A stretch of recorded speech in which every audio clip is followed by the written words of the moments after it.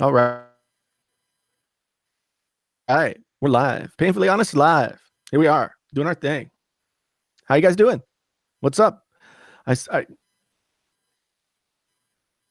I see that Apple Jockey is wanting some punctiliousness, but sometimes the Google just doesn't want to do its thing, or the technology doesn't want to do its thing. And so we're a little bit late. Sorry about that. How you guys doing? My name is Jason, sometimes known as the JTL. This is Painfully Honest Tech, the podcast. We are here this evening with the one and only, as always, Zach of Zach Talks Hi. Tech. Say hello, Zach. And of course, we're joined again this week by our good friend, Mr. Viper, the man about tech, the captain of Team Apple. What do you have to say for yourself tonight? Well, you Viper? know, when you ask for the Viper presence, the only thing that the Viper can do is show up. So here I am. All right. So we've got fun. We've got all kinds of fun to talk about. So one of the things that's really fun. I mean, do we want to just dive in, or do we want to say hello to our friends? Say hello to our little friends. Is it me Hello? or is I think Viper needs to- Jason's needs to jittering around. be- It's not us, Viper. Yeah, I think he's going in and out. Yeah, because I can see you moving around and yeah. Are you on Wi-Fi or are you directly connected there, Jason? Hold on. I'm on Wi-Fi right because I there. don't have any choice. But This is going to be hold weird. on. Yeah. Yeah. It looks like he's using Andrew Edwards style internet. I don't know. But Oh, he left. He left the show. Oh, yeah, no. my man Painfully Honest Tech is going in and out. So while we await his return, that's right, my man Sean, these Samsung Knights have been kissing my feet, man. Now it's pretty interesting because some of these Samsung Knights are pretty cool people, and then others need Jesus in their lives. I mean, you can tell the ones which need Jesus though, because those dudes are crazy AF. My God, Zach, have you had any personal experience with the Samsung Knights, bro? Just the good ones, like LeBaron and stuff like that. Just the good ones. I haven't had I haven't had any bad ones yet. But I don't title my videos Apple or the Samsung Next Kiss My Feet like somebody I know. Sometimes you gotta get them, man. Sometimes you gotta talk to these people. All right. I know. Oh, This is not my fault. I've got 57 down. yeah, we know and he's got 11 up. So I should be 57 fine. I've got 50. You guys are sounding the It's same to not me, us. so this is weird. I Yeah. think it's No, the it's definitely you. the Hangout, because I've got 57 down and 11 up, so I shouldn't be anything. Who said in the chat Jason's on that AOL free trial? 504. Wow. You know, it's not just me. I can I know hear it's Zach not. perfectly. I know it's not just I don't know me. what's going on. Yeah. All right. Well, maybe I'll leave. It's not a Hangouts thing. It's And an then I'll come internet back. thing. Anyway, we won't go through who we got in the chat. I'm gonna scroll to the top here. Of course, we have Apple Jockey waiting patiently. 504. We got Geonosis waiting there with the coffee. We got Sean Williams back on the modding there. Tech for your needs. Let's see. Anybody else? Vernon. We also have. Yeah, so obviously the word is getting out there. We got Anon. And some guy named Viper. I guess we should mod him. I don't know if I can. Can I mod people as a mod? Nope, I cannot. The power is not mine. Wow. So, am I still here? You are You're here. here. I just left, and I didn't leave. So, Well, I don't whatever you did, your connection is 1,000 times better. So stay like that. Yeah, don't touch anything else. Man, my internet was so spicy. It was so good. Maybe it's that. What's in that mug? What are you drinking tonight? H2O, baby. Just a little water. Oh yeah. Cool. I'm doing the Gatorade What's Viper drinking? I got Mountain Dew, bro. I got Mountain Dew tonight. Mountain Dew. Ooh. Man, at my age, Mountain Dew is like battery acid. Mountain Dew is like the drug just before Red Bull, right? Yeah, I guess. Yeah. I guess. Of course, when you lift like Viper, you can drink whatever you want, right? I don't know about that. Battery acid. Yeah. Battery. And but then again, like everything these days is battery acid in my stomach. I don't know why. It's not my fault. Yeah. You have people telling us you say, I guess your JTL sounds good now. So don't touch anything, Jason. Just talk. I'm not touching anything. Don't. I'm not. So what's on the menu? What's been happening in Jason's life in the last 72 hours or so? It's been pretty crazy. I thought we might cover the tech first and then get to that later. Okay. Hey, everybody who's out there in the chat, if you can like tweet and say, hey, the show's over here, that would be cool. Did you post the show to your community tab on your regular channel? I did, but my community tab is a freaking cesspool. Well, I mean, at least you're getting the word out. We want to get as many angry people as possible over here. Well, probably gonna get some then. Excuse me. Well, So at least I didn't have time to release the video that I made this afternoon yet. So our first topic, maybe our only topic, maybe the topic that matters the most or is not, or nobody wants to hear about ever again, is the Samsung Galaxy Fold. I feel like I'm overloaded. I'm just tired of hearing the word fold. When to hold 'em. Know when to whoa, fold 'em. time out. Know when to walk Is away. that Derek in the chat? I don't know. I'm not looking. Derek Dici is in the chat, I believe. That Creative Life, that's Thera, or somebody running her account. Well, welcome. I just sang some Kenny Rogers. I hope you were appreciative. Making sure you're not talking about her like via the Vid Summit. Yeah. Do you make videos where you talk about people? Sometimes I do. Sometimes I do. Sometimes I don't. Almond Joy's got nuts. So the fold thing, the whole fold thing's been very interesting. But so it was just Christina. It wasn't. Oh, Christina up there using multiple accounts. Yeah. I mean, that's cool and everything. So let's give a brief summary of events.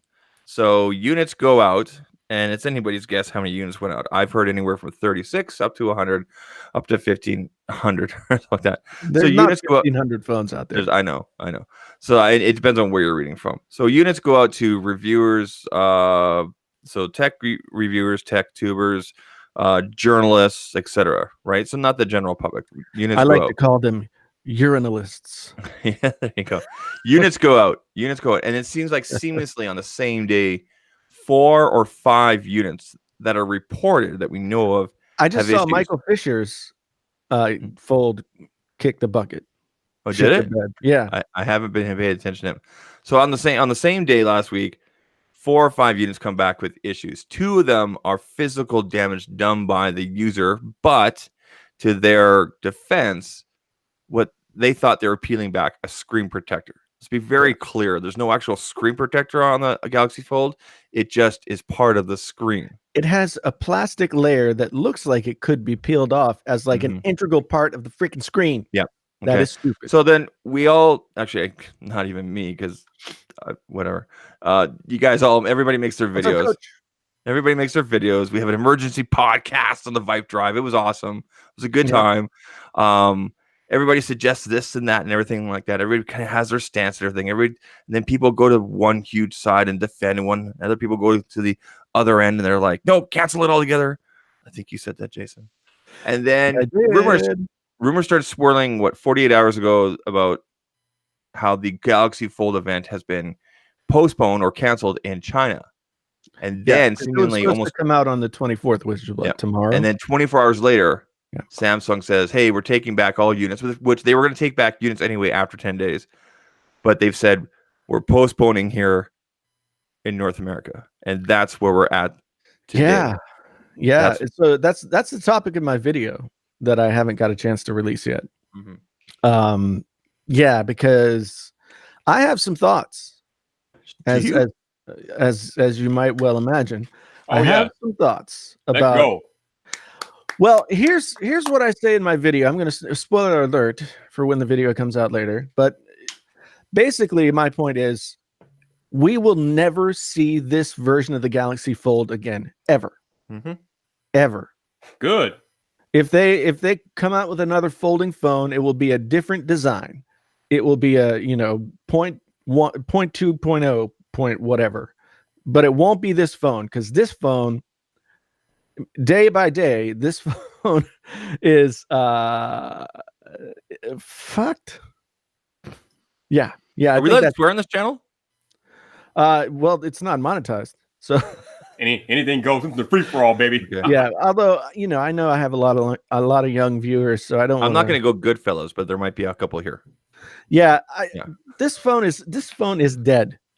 This phone is dead, and I don't care if people. The phone or the momentum dead. No, the phone is dead.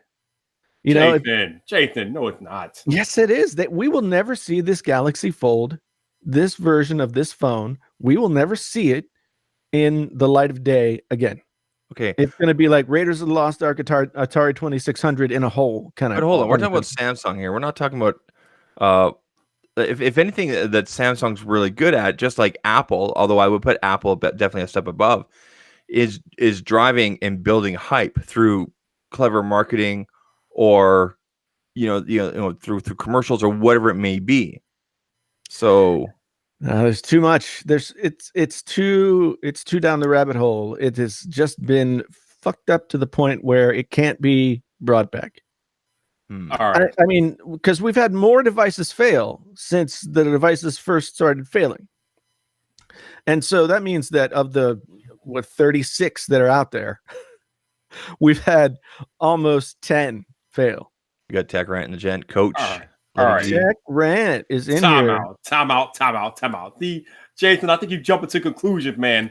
The fold is not dead because these are hardware defects that Samsung can go in the lab and clean up. Yeah, but this is the best they could do. Hold on. This is the best they could do. I have another way of looking at this, and it kind of comes from our buddy Travis. So Travis did a really great video on the weekend about how this is like just a beta test. Okay. And technically speaking, giving out to reviewers and journalists first, yeah, it was a first round to see how the feedback is. If anything, this has actually worked out for them in the good, because they've got all this great feedback. No way. Okay, because who do you want? Reviewers who are going to make videos and write stories about your phone as your beta testers? No effing way. No, you don't, but it worked out that way.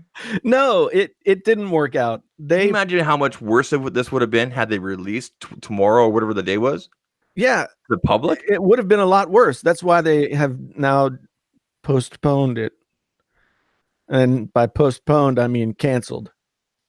So it's never coming back. Never. So you actually believe that all the work they did to bring this fold to market 8 years or however long it took them to work on this fold, you think they're just going to abandon it like that?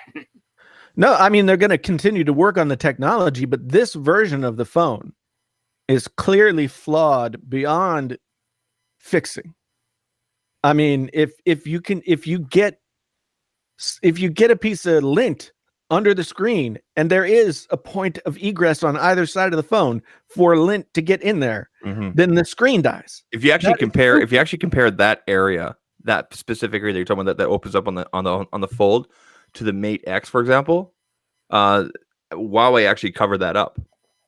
So I have a feeling Samsung is going to go back and put something flexible in there to cover that up, and then also additional around that screen edge to cover up where people can pick at. Exactly. It's not going to be with it's not going to be with this design. Otherwise, they would have done that. Yeah. I don't think the design is going to change much. I like that thing. I think they're just going to cover up the little openings that they had, clean up the little method that they had, and they're going to re-release it probably within a month. They're either going to expand the frame to cover up where you can pick at in the corners like we saw, or they'll expand that plastic that's part of the screen out so it's underneath the existing frame, that's so what they you should have can't see done. it. Yeah, Well, that's And what they then should have done in the first place. Yeah, so they why should didn't have. they? absolutely, Jason. They should have done that in the Because first place. they And they should weren't have thinking hired you. clearly. But my point is, they would have done that if they could. Obviously, they couldn't, and this was the best they could do. But that's something they can do. It's not like they can't do that. They can do that. But why didn't they? Apparently, Obviously, that's an obvious point of failure on the most. But Jason, we're also talking about Samsung, the company that not until the Galaxy S10, as you said yourself, had finally come up with the best iteration of the Galaxy S series. Yeah, the Right? Galaxy S10, right? Yeah. So, the original Galaxy, the Samsung Captivate that I had back 10 years ago was not a good phone. But all Android phones at that time were not good phones. We will never see this phone. Like, they're never going to just like unbox everything and do a couple of things to fix the stuff and then put them back in boxes and sell them. That's exactly what they're going to do. They are not going to do that. No effing way. There's too much at risk. There's too much at risk. You have a 10 to 15% failure rate among a small group. Oh, so you think they're going to just rebuild it from the ground up with the improvements? Well, they're going to have to do something. Mm-hmm. This design is clearly flawed. Because I mean, Samsung is a multi-billion, trillion, whatever dollar company. Mm-hmm. That has reach into the manufacturing of all different kinds of tech. Mm-hmm. And clearly they had their best minds on this phone, and they couldn't figure out a way to keep dirt from getting inside of it. for the love of God, please tell me what time this video going live. I just want to sit there with my popcorn in the comments, man. Oh my God. That's what I do, man. I didn't think anybody would like disagree so strenuously. If I'm Samsung, why are you so angry, Jason? I don't Hold on. Like seriously. Okay, so yeah, they messed up. They made some mistakes, but they know where the errors are. They recalled the phone. They've delayed for the good of the public and for their own image and everything. Yet you're so angry. No, see, you're treating these problems like they're like it's like, oh, we printed a page upside down in the book. We gotta reprint the book. No, I'm acknowledging the facts. They obviously know that they messed up. It takes a lot of guts to obviously recall things. We've seen them do this before. This is not obviously to the extent of the Note 7. We don't have things blowing up and people's Jeeps catching on fire or whatever it was. But I mean, at least we have a company that's actually acknowledging an issue and pulling back and saying, okay, we know we messed up and we're going to make it better. Right. But I think they'll make it better in the next version. Did we lose Viper's picture? Yeah, where's your picture, Viper? I just see your logo. Oh, my camera must have turned off. Hold on. But yeah, I don't see them coming back with this. I don't see them coming back with any kind of fixed version of this phone. I think they're all going to go in a slag heap and they're going to keep working and they'll come up with something for the next version. Galaxy Fold 2.0. This time it doesn't suck. I think the best thing they could do. Okay, so obviously the public, there's a part of the public. Okay, so obviously all of us techie geeks, nerds here, we all know about this, right? But there is a part of the public that does know because CNBC put out their story there. Even my own, like I think I told you guys last week, my own dad even called me. He's like, "Hey, are you getting one of these crappy foldable phones?" I'm like, "No." So there's a subset of the public that knows. I think it'd be kind of brilliant in a way for Samsung to come back with their marketing saying, "Hey, we know we messed up, but here's the real fold." So Sean Williams in the chat, he says, "I think Jason's point is they're not going to be able to just open the box, fix it, and ship it back out again. They're going to have to do much more than put a Band-Aid on this one." And that's the point that I'm making. I think that they would have seen these problems coming and fixed them if they could. Mm-hmm. And they brought out the Note 7 a second time. What happened? It's still caught on fire. Yeah. And so they had to like go double embarrassing. And so you don't think there's a possibility of their engineers saying, okay, we know what we need to do to existing, and to new built units to have maybe X up amount of parts or whatever built. You think they're so? What do you think they're going to do with the existing units? Just destroy them or harvest them for parts? One of the two. Yeah. I mean, the Note 7 eventually came out as the Note FE, but Yeah. that was like almost 18 months later. All right, so let me tell you what's more than likely going to happen. You are going to see this exact same design or something pretty close to it in a few months. This is not nearly as bad as the Note 7 fiasco. Oh yes, it's even worse. It's so much worse. No, Jason. It's so much worse. No, dude. Jason. No, it is so much worse. People's lives are not in danger, Jason. no. I mean, are they canceling flights, Jason? If you have a fold, you can't get on the plane. We don't want these fuckers flying around the plane. Like, no, come on, man. No, I mean, from a design standpoint, from a what's wrong with it standpoint, this is much worse because this is the best they could do, and it's failing at a momentous rate. Okay, so they could do. So let's break it down problem by problem.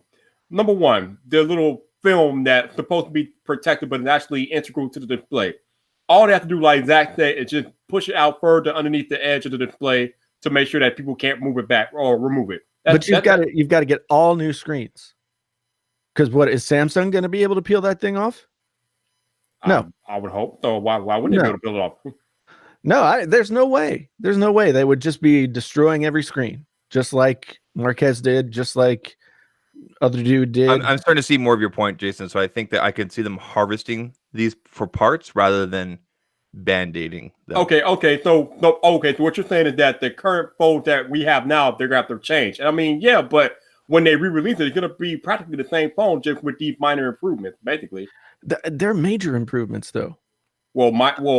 Yeah, but in the grand scheme of things, I don't think the tweaks are that major. I mean, they gotta have the protective film be non-removable. They need to find a way to cover up the hinge, and yeah, what else happened? The clay, which was Dieter's fault, I guess, whatever. But I don't think it's that much to it. I think they can tighten the stuff up and then re-release it, but I don't think you're going to see a drastically different fold. Is what I'm saying. I don't think we're going to see a fold for at least another 12 months. Ooh, if 12 months? If not 2 years. Wow. June, July, these will be in people's hands. No way. I don't care what David Coggin says. I mean, I don't see them taking the risk. I don't see them taking the risk. They should have learned from the Note 7 situation. The first thing is that they didn't take a risk because the phone never made it to mass market. So, but they released something to reviewers. Right. Reviewers are not the mass market. It failed copiously. Right. But the reviewers did what the reviewers are supposed to do, Jason. That's why the phone goes to reviewers. So when reviewers identify these faults, Samsung could take it back to the lab and clean it up. No. Because Samsung claimed to have done like 2 million folds to make sure that the screen was going to be okay. We knew that wasn't about nothing, Jason. I don't even know why Lou made this video where he clapped it like 10,000 times. What do you care? But that's not the issue. The issue is not the folding. Right, exactly. Right. That's not the issue at all. Like that. The issue is like there's a fundamental engineering flaw in how the thing is built, so that like some tiny particle can get underneath the screen and destroy it. Yes, but I don't think it's something that they can't clean up in the lab. I don't think my point is, I don't think they would have put out something so janky if that wasn't the best they could do. That's my point. All right, so David Coggins knew his shipping date. He even put it here on Twitter, June 13th. Yeah. Thank you for the link, Jeff. And Santa Claus is real. Okay. You don't need to kill kids' hopes and dreams out here. Just right. Please give me the published date. I mean, give me the time of the video that when your video is going to go live, so I can be in the comments with the popcorn. It's not even this it's not even this boisterous. I'm not even this much. I'm very calm. That's all good and well, but the Samsung Lights are not going to care. They're going to come hard. I want to be there. I want to be there. Some of Samsung's going. Who not to avoid next year, Jason? You know, if being honest about what I'm seeing happen with their device and the way that they've handled it and what they might do in the future, if me being honest about that means I don't get a freaking invite to their next event, well then fuck them. I'm giving you a hard time, but aren't you taking this a little extreme? We actually have people that have confirmed read dates. They've acknowledged the issue. They're recalling the unit. They said they're going to take back the review in 10 days anyway. Today is day 10. So is that the whole point of sending out units in the first place anyway, to have? Not to reviewers. You do that with focus groups. You do that with focus groups. You never send something out that you think might be able to fail to people who are public facing. But I don't think they sent it out knowing that it would fail. I think they thought they had they fucked up. Okay, but they've acknowledged this even in a press release. What more do you want from them? Say it with your chest, Jason. Say it with your chest. Well, that's the thing. That's the thing. Like, as I said, I think this is the best they could do. This is the best. They could not fix these problems, or they would have. So, Jason, what happens if the Fold does come back in June? What will you say then? It's gonna break again, and they're gonna be embarrassed on a level even more so than right now. They should just give up on we've got to be first, because they are screwing themselves in the hiney hole. Hiney hole, that's new. The hiney hole. They've got to give that up and get it right. And right now they don't have it right. And no tweaking of like a couple of cosmetic things is going to make this design right. All right, so let's go to the other side of the spectrum. There are people out there with folds like Board at Work and Social Knows Best who folds didn't break, and they were very impressed with the device. So clearly the device has a future. They just need to get it right. Yeah. Again, my point is, if there are, let's just say that 3 dozen is the right number. I know your point. I made a video about your point and then some. My point. Well, there's no way that any company that hasn't gone completely insane would release a phone into the public that had a 10 to 15% failure rate. Imagine what that's going to cost them, not only in like public relations and goodwill with the customer, but in dollars and cents. They're going to be shipping a lot of phones, and then they're going to continue to break, and then they're going to be refunding a bunch of money. Well, the whole point of, like Zach was saying, the whole point of having the phone in reviewers' hands is now that Samsung could take it back in the lab and reduce those failure points. So when they come back with these phones, however long it takes, the failure rate should be around 0 to 1%, like it should be. It shouldn't be around 10 to 15% like it is right now. But like, why wouldn't they have gotten it right in the first place? Let's look at this from another angle. I was thinking about this earlier today. So here is actually, where is it? Here is the Note 9. Okay. Yeah. Note 9. Okay. Yeah. And then here is the iPhone XR. Okay. And then I have a Huawei around here. I have, okay. So you guys all, everybody in the chat, we're talking, we all know the durability. We know how these feel on our hands. These are really solid units, right? Waterproof. They can take somewhat of a fall depending, and just, pretty much dummy proof, right? Well, I don't know if I'd say that. Then you take something, okay, so glass front and back, pretty solid stuff. You look at some of the older iPhones, iPhone 6, 5, etc., aluminum backs, and they went to glass. Again, solid units throughout, okay? So we're used to the iPhone 6 thing. What's that?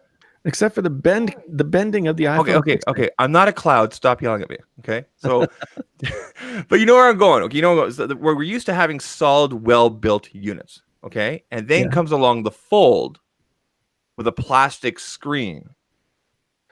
And I think that's one of the when you look at the exterior of the Fold, you got the glass, you got the well-built, you got the aluminum metal, where they're using in the hinges. And then you've got this soft touch. I mean, I've touched it myself. It's plastic, right? There's nothing you can do about it. And it feels weird going from glass to plastic. It really does. It feels almost cheap. I'll admit that. Who said you have to baby the device? Was it Matthew Monis? Something like that? I don't know. But yeah.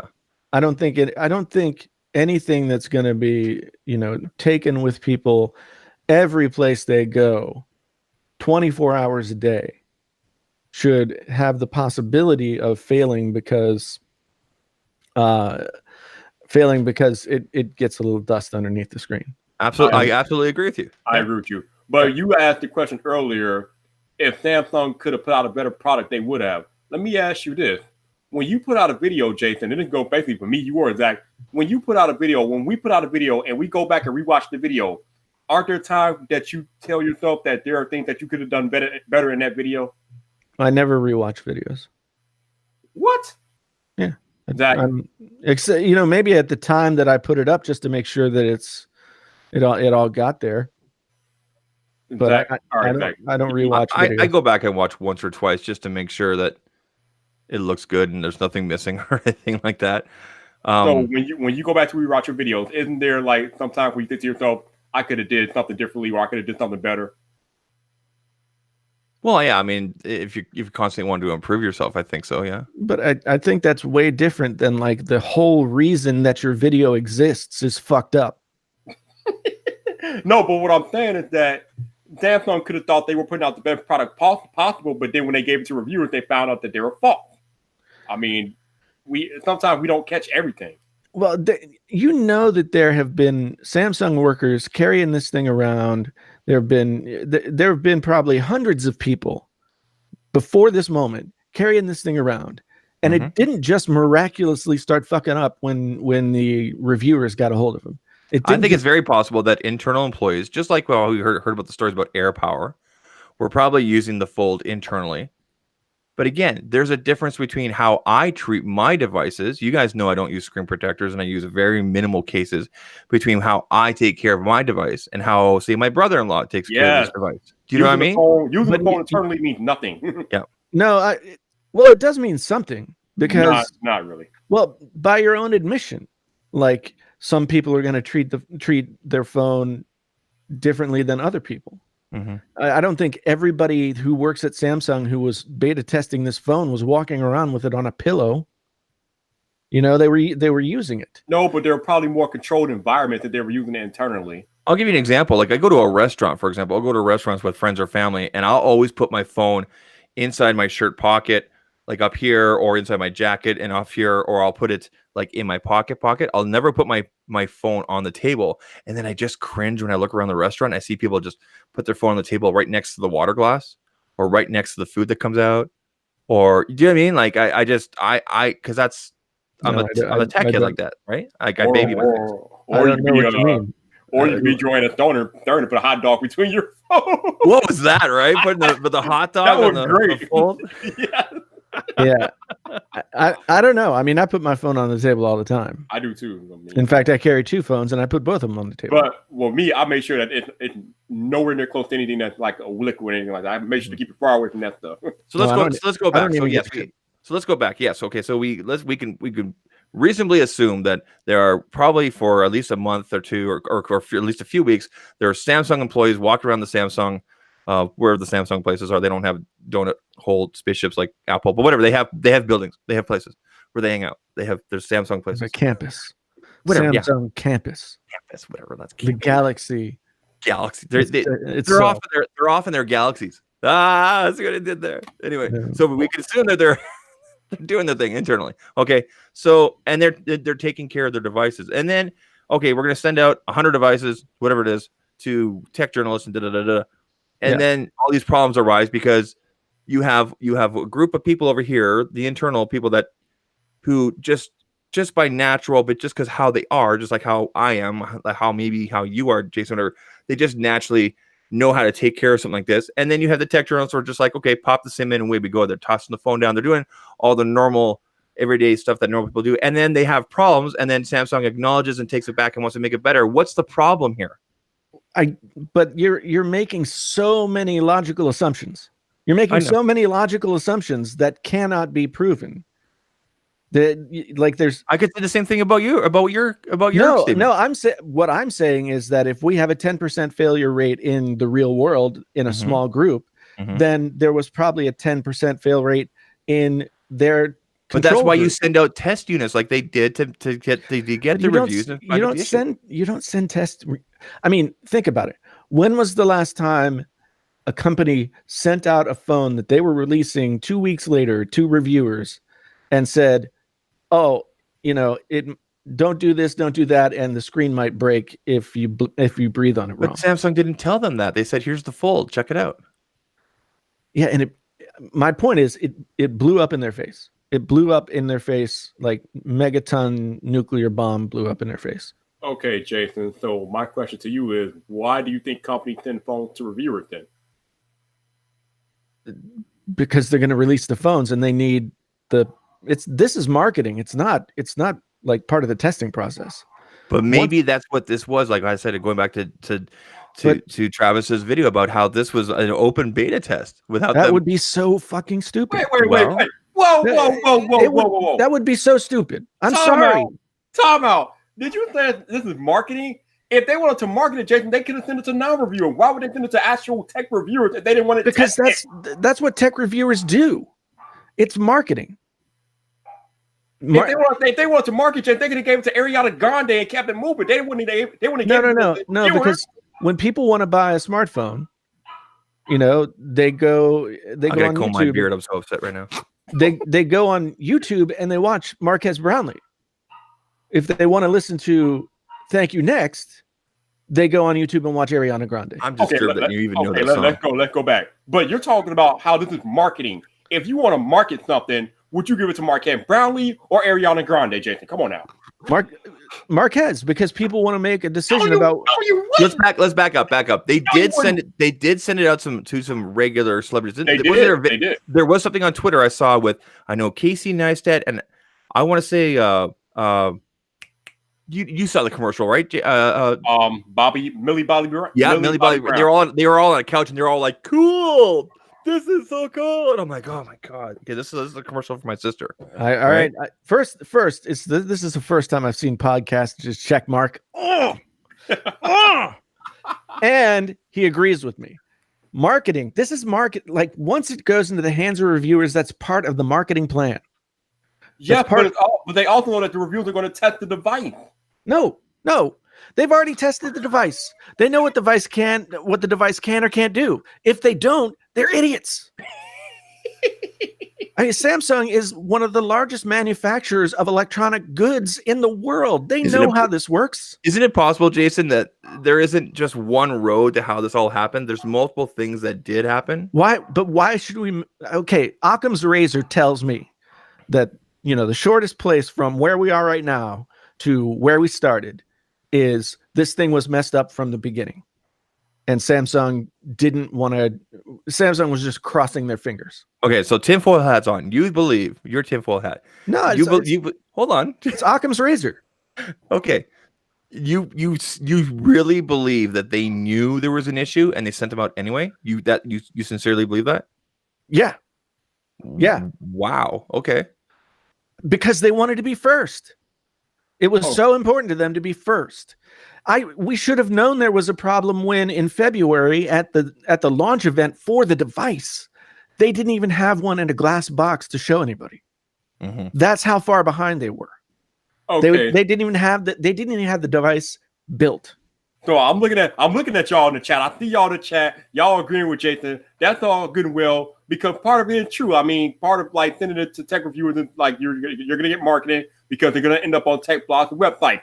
But Samsung knows that these people are actually going to review the phone too. They're going to put it through pages. That's what tech reviewers do. So it's more than just marketing. That's not what tech reviewers do.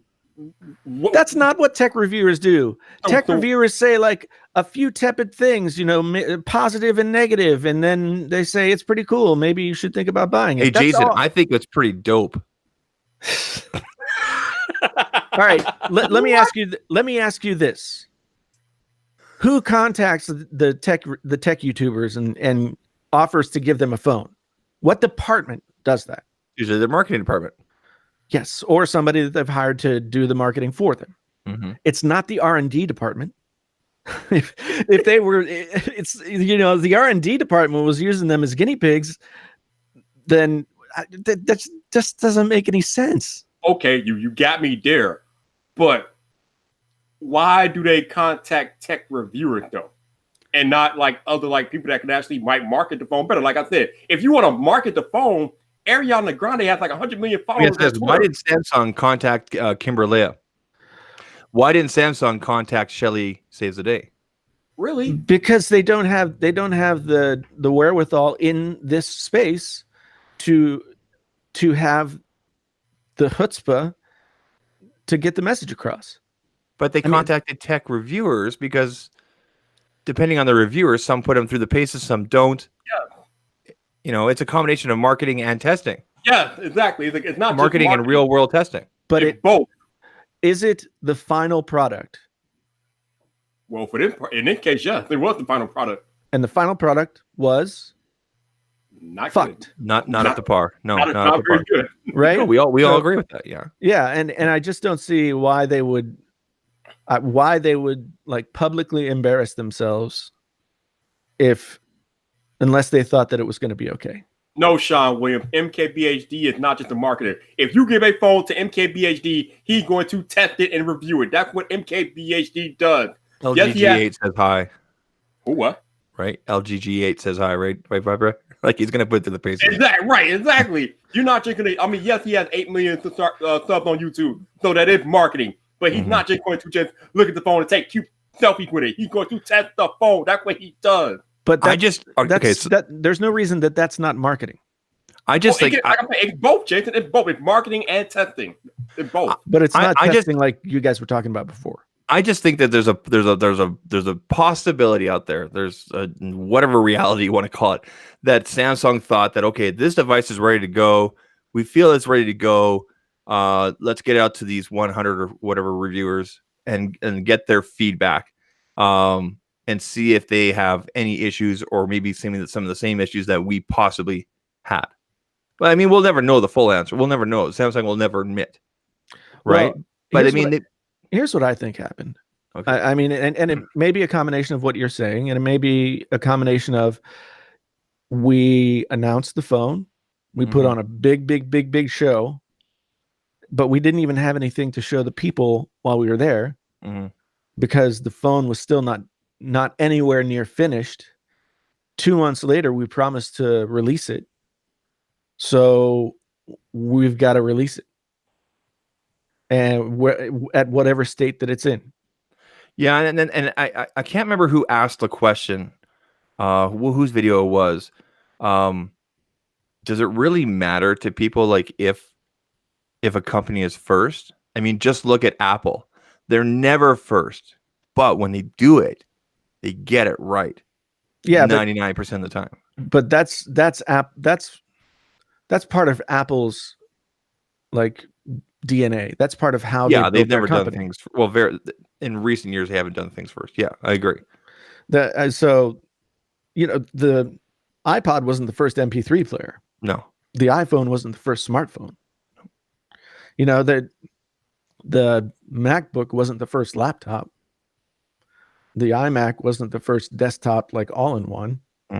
Like, there's nothing that Apple's done that they were first at, really. But before we go too far down, what are you talking about, Sean? If he's reviewing it, he's testing it. What do you mean? Oh my God. No. No, Viper. I mean, he's having a stroke. I'm gonna like go super meta here and talk about the fact that everything that we do, you do, I do, Zach does, and everybody else who does tech reviews is an advertisement. It's all just an advertisement. We all have our styles of how we do it, but Marques Brownlee is not testing anything. He's not like, "Ooh, let me test this." I mean, there are people out there who actually do like give you graphs and numbers and stuff like that. You can call that testing, but it's nothing that's going to help the manufacturer because it's out of the manufacturer's hands. And it's into the real world where it's being marketed. Jason, when you review a phone, do you not do any type of testing or anything? Not really. So how the hell do you write a review of a phone if you don't test anything? How does that work? I just use it. Well, that's testing it. That's testing. No, it's not. Yes, it is. Yes, it is. It's when not, when I talk about the difference between EMUI on Huawei, which by the way, as I've told you before, is complete garbage, and like Android One UI or stock, whatever you want to call it, on that's testing, that's comparing, that's testing and comparing. When I take my cameras out, when I take 3 or 4 phones out, and I take the exact same photo, however I want to do it, that's testing. it's testing to a certain degree, but it's in no way scientific. It's in no way like reproducible on a mass scale. It's scientific. We're just saying it's testing. It's a part of testing. Okay. Let me give you an example. So this company called Mixer sent me out these E9 headphones, which I've been using today. Right. Obviously, like you say, Jason, they're not sending it out for me to like test per se, but they're sending it out as marketing. They want people to be more aware of the E9 headphones. But in my review process, Jason, I am testing different features of the headphones. So I can tell people what's good and what's bad. Part of us reviewing things is testing different features. Yeah, you're testing the active noise cancellation compared to like the Sonys and so then you can go back to your audience and say, hey, right? It's still totally subjective. But it's still testing. But I'm not arguing with you that it's not marketing. Part of it is marketing, but the other part is testing. But it's only testing in the realm of like the fact that it's part of the marketing. Okay, then that's fine, but it's still testing. Yeah, I don't think of myself as like a tester of anything. I get a product that's meant for the consumer, and You're I just testing my nerves right now, Jason. So I don't understand what's so hard. I don't understand why this is so hard to understand. Okay, so how do you define reviewing? What is your definition of reviewing a product? You got to use words like dope.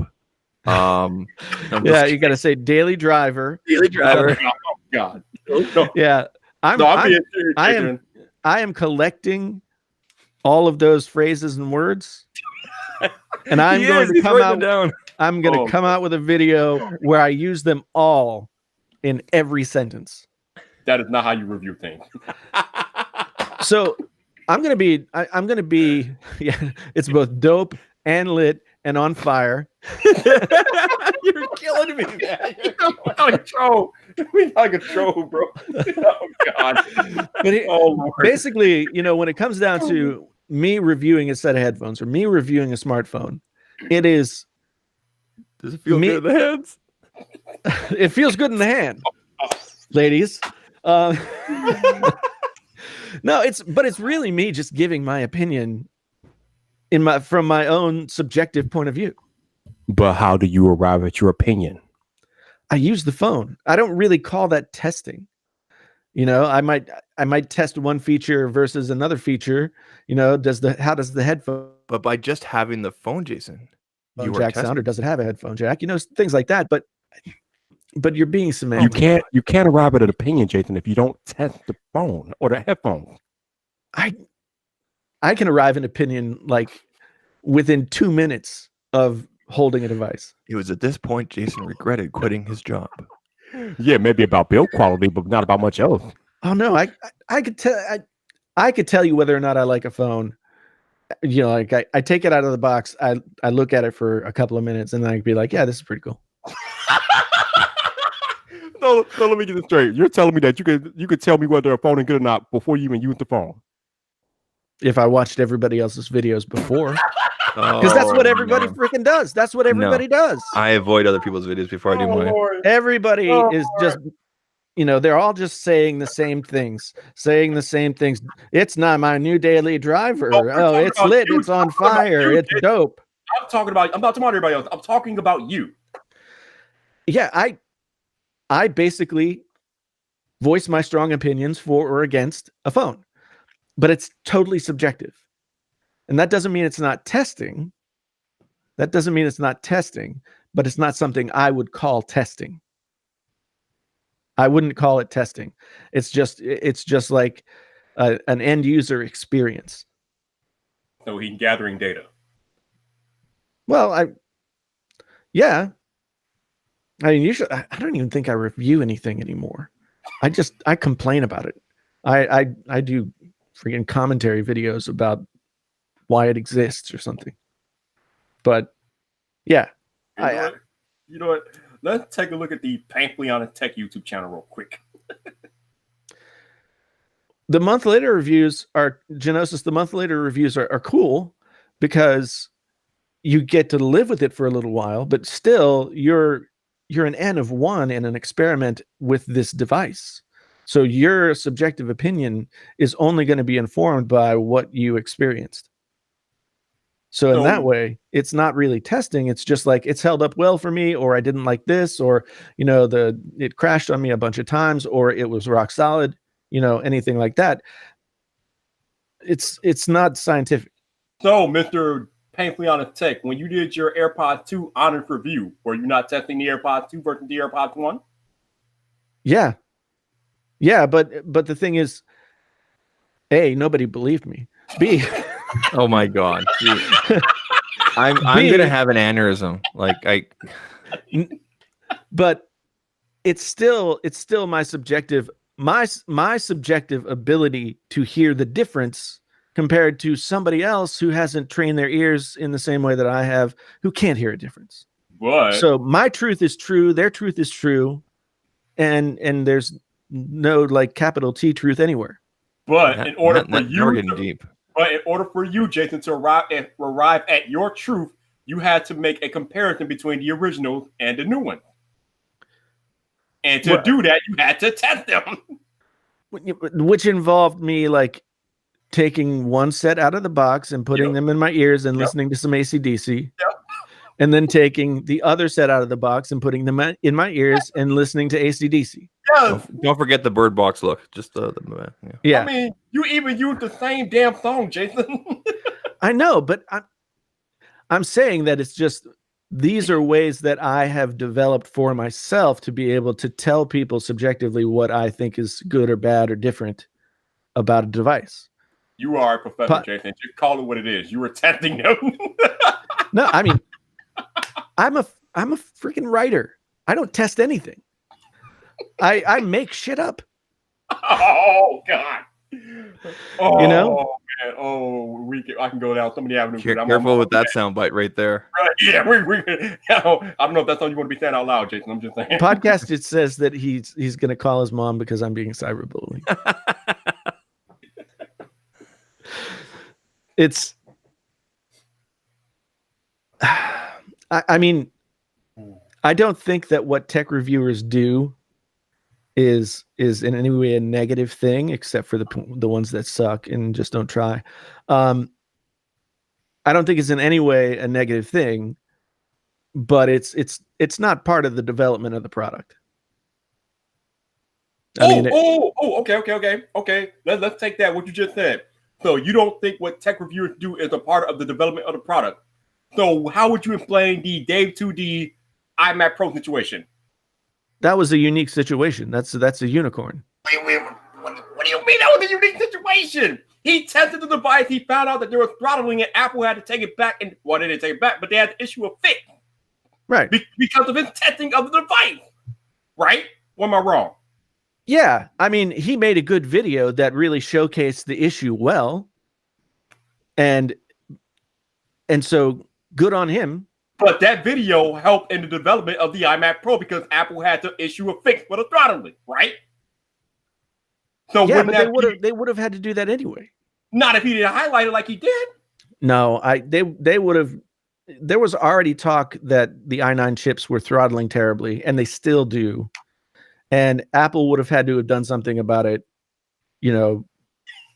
within a window that's very close to when they did.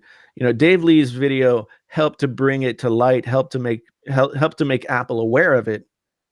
But again, I don't think that Apple didn't know that the i9 chips were thermal throttling when they put them in the tiny chassis of a MacBook.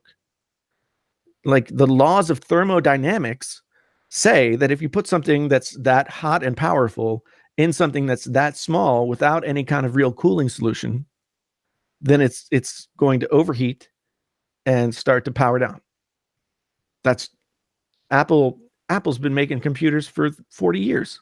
So they know this. So podcasting says that that's an outlier. Okay, podcasting. What happened? What about what happened with Unbox Therapy and Bingate?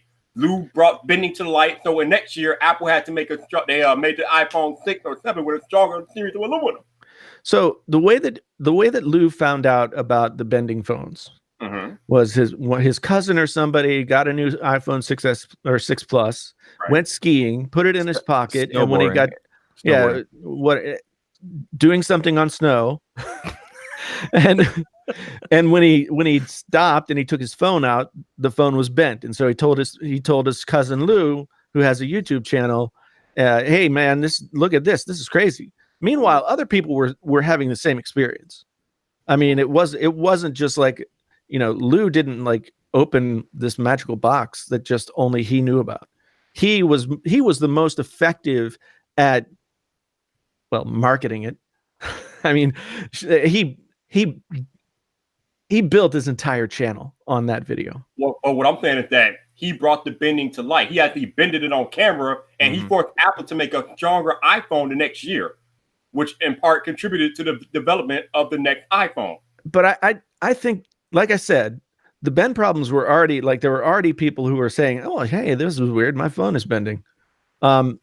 So I think Apple would have made that change regardless, because they would have had plenty of data points to say, 6,000 series aluminum is too soft for, the wear and tear of everyday carrying. So we're going to go to 7,000 series aluminum. And the only thing that Lou did was give himself a giant platform to showcase the problem and get himself a lot of subscribers. So did you really just say in front of my face that Apple was going to make that change anyway when we've been waiting 3 years for them to fix the damn keyboard, and they still haven't fixed the keyboard yet? They can't fix it. What do you mean they can't fix it? How they've tried. They've tried two times. They've tried, and they can't. So they need to engineer a new style, or go back to the old style then. Well, if the MacBook 2019 whatever comes out and it still has that keyboard, then I am officially like, no freaking way, I'm never going back to Apple, because then they're just fleecing the customers. They're just putting out subpar products that they know can't and don't work and fail repeatedly. And they're raking in their $2,500, their $3,000, their $4,000, their $1,500 for a device that they've already built to fail. Good evening, Terry Warfield. Terry, you don't know what you just walked into. These guys have been attacking me all the night. It's a discussion. Out of your mind. All right, so I am not out of my mind. I'm speaking truth here. Okay, we're gonna have to agree to disagree, because you're saying that tech reviewers don't aid in the development of products, and I vehemently disagree. I think we can come up with examples of times that tech reviewers have influenced the development of a product, right? We can cite instances, right? But that is not the goal. Companies don't send phones out or computers out or anything out to tech reviewers so that they can find problems. They want that person's subscriber base and what it means in terms of views and what it will mean. Don't you think it's possible? Sales. Don't you think it's possible that companies are looking for both? Yes, they want the exposure through the subscriber base. They want access to my 4,000. They want access to your 153, whatever it is. Somewhat plus, Viper's influence. Although, because he brings in the big names and everything like that, and the people on Friday and everything. Don't you think they want both that access and feedback on their product? I think we may not see it. We may not see it all the time with phones. I think, but we see it. We see it a lot with accessories, for example. Okay, I think feedback on the product might be a byproduct of the real goal of giving the phones out to review. It's part of, yeah, okay. It's a byproduct. Like nobody at Apple is thinking like, oh, geez, I can't wait until Dave Lee looks at this and tells us what we did wrong. Did you switch cameras? No. You did. Okay. But I still stand by my previous point. If companies want to give out product for just purely marketing purposes alone, they would do a lot better going to the likes of an Ariana Grande or a Beyonce. And they do, but that's a different kind of marketing. Huh? How? That's a different kind of marketing. You're marketing to, like, you're marketing a celebrity and the cachet that they have to drive people toward things that they buy, right? So nobody's going to Marquez Brownlee because he bought the iPhone. Nobody. People go to Marquez Brownlee because they want to get his opinion on the phone. So it's a totally different kind of marketing. And for smartphones, smartphones and other tech, it's really important because Marquez, Lou, all the people who are like, million plus sub tech channels, they all have built up to the point where their word has weight. I'm not arguing that, but if we're talking about just purely marketing based analysis here, a Apple or a Samsung would do a lot better putting it in the hands of a celebrity as opposed to a tech reviewer. And they do. They do. Right. They do.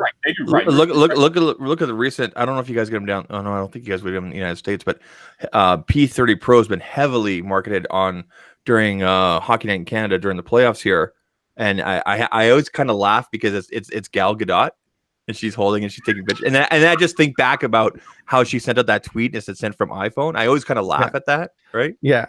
I mean, it's basically like lifestyle marketing is what that is. Mm-hmm. Yeah. So you're selling the person who's watching the commercial a lifestyle that they will in some way or another associate with the lifestyle of Gal Gadot. Mm-hmm. Right? And that's why you get celebrity endorsers. Mm-hmm.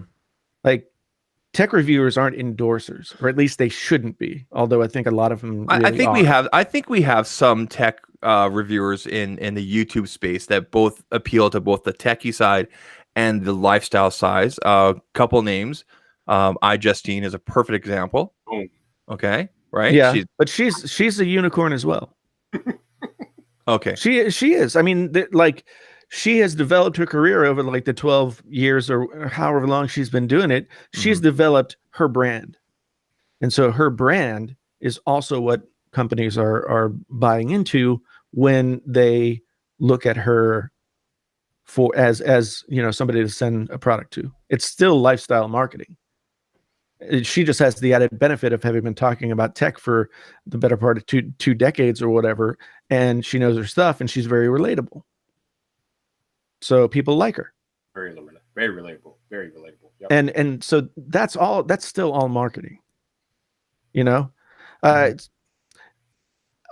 mean, that's why. I mean, that's a big reason why I do what I do in the way that I do. Because I've seen it from the other side. I've seen it from the side of like, how do we get the word out about this product? And I've seen the strategies that are made in order to do that. And there's nothing altruistic about it. There's nothing about it that says let's make the world a better place. It's just how do we sell this product? And for better or worse, tech YouTubers are a way to help sell products. And maybe when something like the Galaxy Fold comes along, tech reviewers are a big part of outing the issue and influencing the next step that a company takes. But that's very rare. Okay, so before we leave this topic, one more thing. So you're saying that when companies send phones out to tech reviewers, that's a form of marketing. Yep. How about when they send the phones out to tech publications? Do you feel the same way? Because the publications are going to test the hell out of the product, like The Verge and the Wall Street Journal and things like that. If they see the name of their product in a magazine or on a blog, then that's marketing. Because it helps them build that, like, everybody's talking about our device. Mm-hmm. Everybody's talking about the thing. Like, we got CNBC. We got, look at the back of book jackets. You'll see like all these little blurbs are authors and other people write, like most intense mystery I've read this year, Stephen King. It's the same thing. But even on the flip side, so now the device is being sent back, the review devices are being sent back, and that's going to allow even more publications, more videos being made, people talking about what are they going to do, how are they going to improve it, and then it'll come out and then it'll be improved in June, assuming that they do actually ship then, based on what we've seen. But that's even it goes back to the whole adage of any advertising is good, or what? Do you know what I mean? Like any. There's no such thing as bad publicity. Exactly. Yeah. But right. publicity is not advertising. Okay. Hold on. It's semantics. Okay. No, But, it's a totally different thing. It's a totally different thing. Okay. The name and the information is still out there, still on people's minds. So people are gonna, the general public they may go, yeah, I read about that Galaxy Fold back in April, and now it's available in June. What did they do to fix it? I heard about there were some problems. Oh, look, the Samsung made it better, and they're saying the Wall Street Journal girl is now saying it's better. Maybe I will go grab one of these. The same thing happened with the Note 7. Well, exactly. And the Note 7 still caught on fire. What's the problem? The problem was like they didn't fix it. So there's no guarantee. There's nothing that says to me Samsung is going to be able to fix this collection of problems with this device in 2.5 months. You really think it's not going to come back out in June? I would be incredibly surprised. I don't think we will ever see this version of this phone again. So you really believe that a company that re-released the Note 7 2 times before they finally gave up won't try again with the Fold? Once they released it, and then they re-released it, and then they scrapped it. Okay, but even with a phone that was putting people's lives in danger, they re-released it, and you don't think they'll do that with the Fold? It's not the same thing. Like the battery. Okay, yes. Theoretically, catching on fire is worse than failure of the device. Yeah. But the problem we is don't have folds running around eating people. I mean, at least we don't have that. Right? I fold ate me. But God. My point is, like, the entire reason for this phone to exist, everything that matters about this phone is the screen. That's it. And if the screen is fucked, then the phone is fucked. And nobody's going to buy it.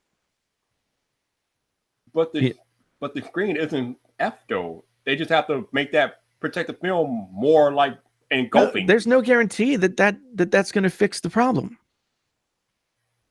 User error is user error, but it's still a flaw in the design.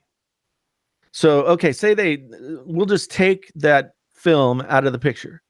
We've still got the major issue, the one that's actually been killing phones. The major issue is stuff getting inside of the hinge and breaking the screen. Because of that open area in the top and bottom, which, as I said at the top of our conversation, Huawei, for example, actually has a flexible piece over those parts right there. If you actually look at it, right, which I can see Samsung doing something like that. Yeah, and my point is, like, I don't think you just kind of like go into the lab and say, all right, make 300,000 of these and put them on the phones. I think it's back to square one. You have to go back and take the whole thing apart and take what's still good and use it, but recognize that somewhere when you got to the part about the screen, that was not good. I think we can all admit right now, like, that this story is still changing almost every single day. For all we know, Samsung may come up with a statement tomorrow and say, you know what, we actually need more. We know that we called them. We know we told you a couple more months. It's been delayed. We need to indefinitely delay this for 6+ months. They make like this story is not. It doesn't just it doesn't just end every day and then we talk about it. It's happening right now in real time. Right. So I think there's a possibility, Jason. I do agree with you. There is a possibility that they say, you know what? Now that we got these all back, and now that we sent out the statement, I think we need to be continue to be clear with everybody that, okay, we know we messed up, and we're going to take this back to the lab, like you said, and definitely put a hold on it. But I don't see Samsung coming out saying we're canceling. I do not see that word at all. They will never say that. Yeah. They will never say that.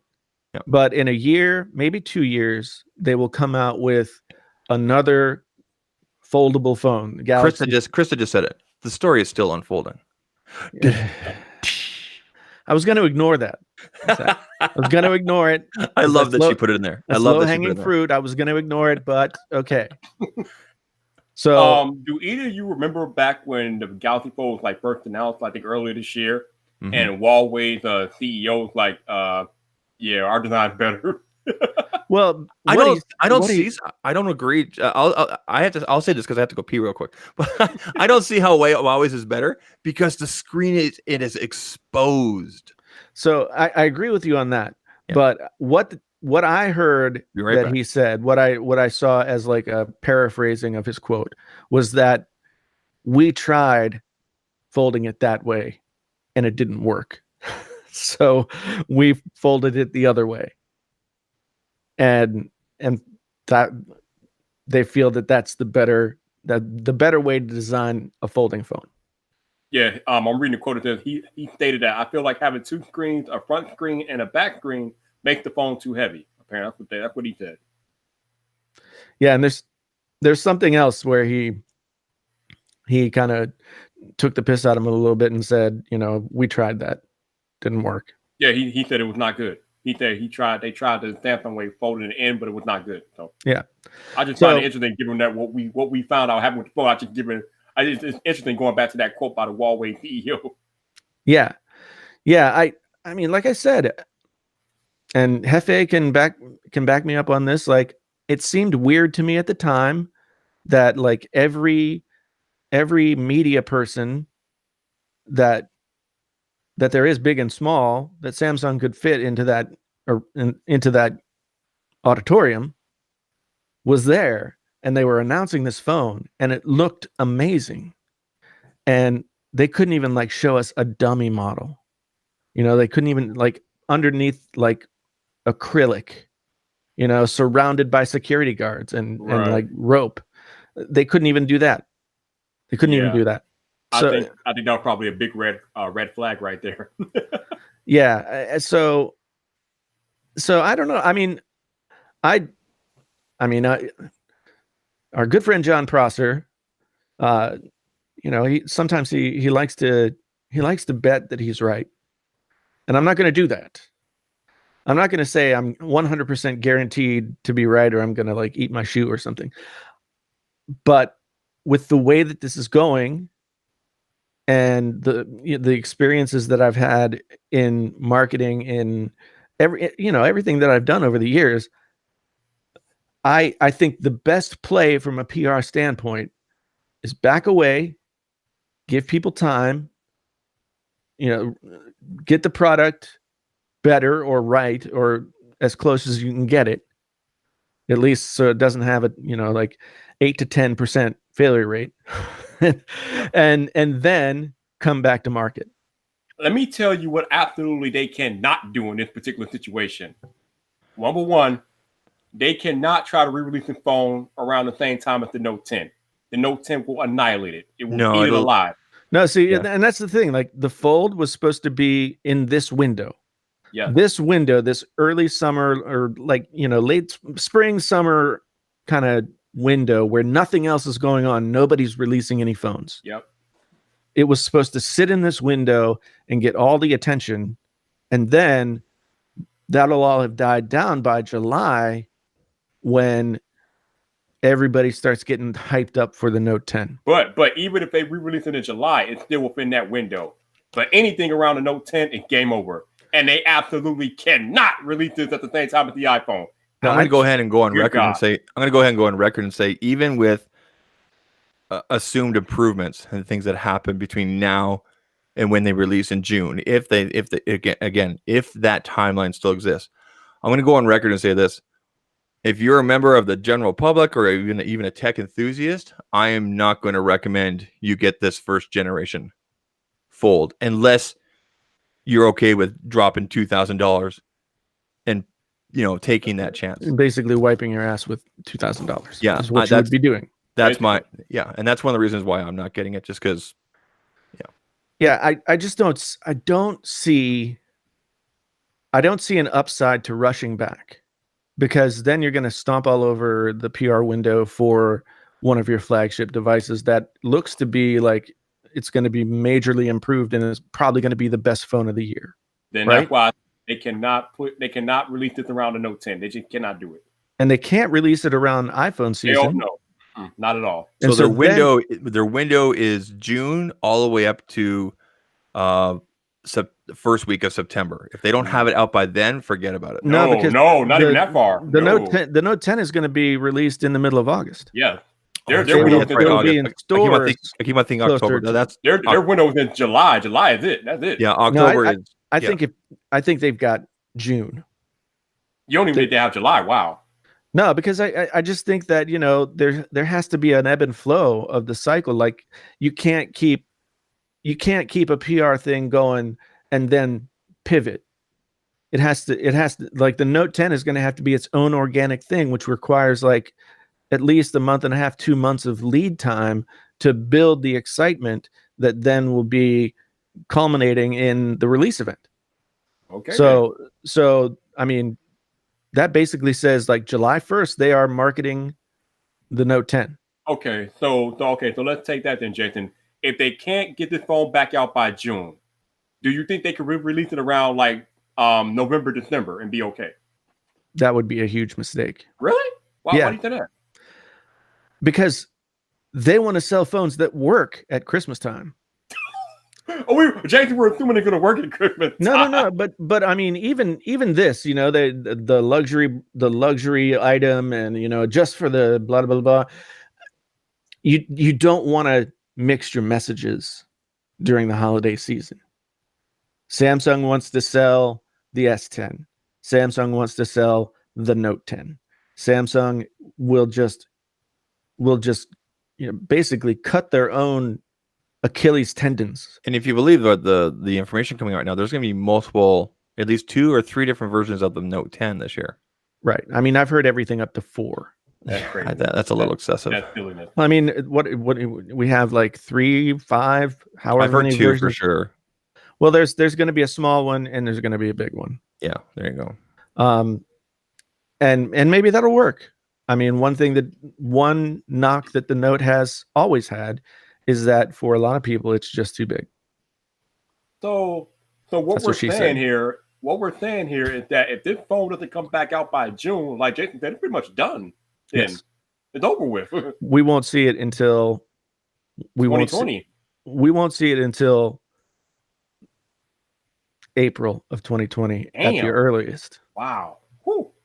Because the first quarter, I mean, maybe they could take the first quarter of 2020 and sneak it out and just do a really soft release where it's like, oh, we're back. You know? Here, go. They could do that in like February. But if they don't have it ready to go, if they don't feel super confident, I mean, this is a whole new category of phone. So it needs its own space, right?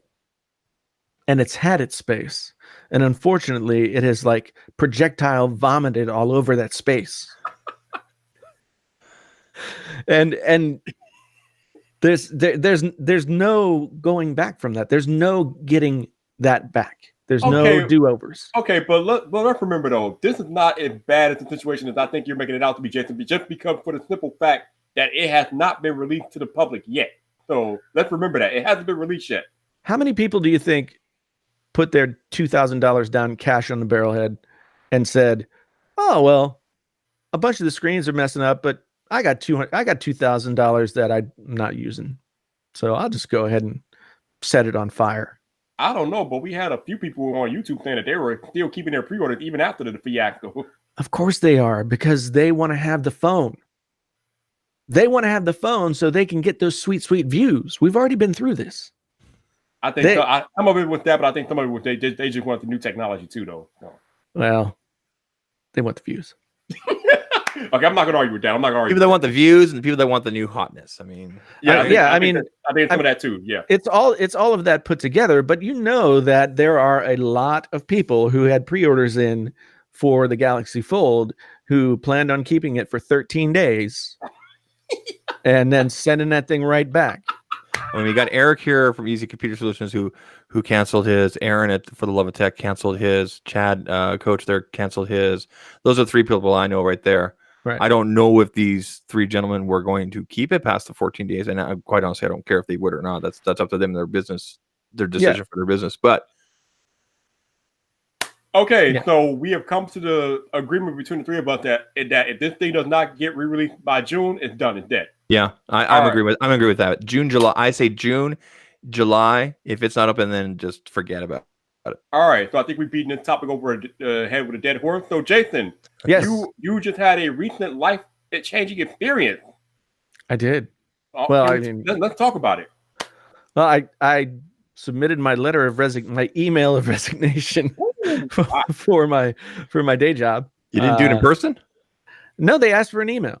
They asked for an email. Okay. I mean, I had a meeting with my boss. I'd told him like several months ago what was going on and you know what the timeline might be, and then I had another meeting with him saying like, you know, it looks like it would make sense somewhere on the end of May because that's the end of the semester as well, and so then we just came up with a plan for me to be done.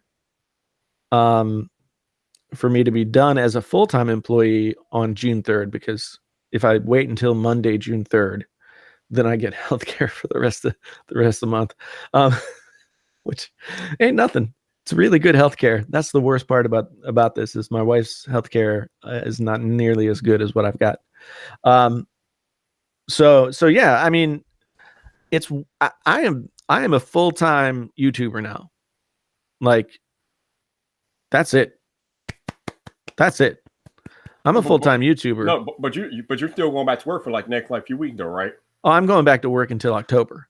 Oh, okay, never mind. I thought when is your actual first day of being a full-time YouTuber? You're in October though. Okay.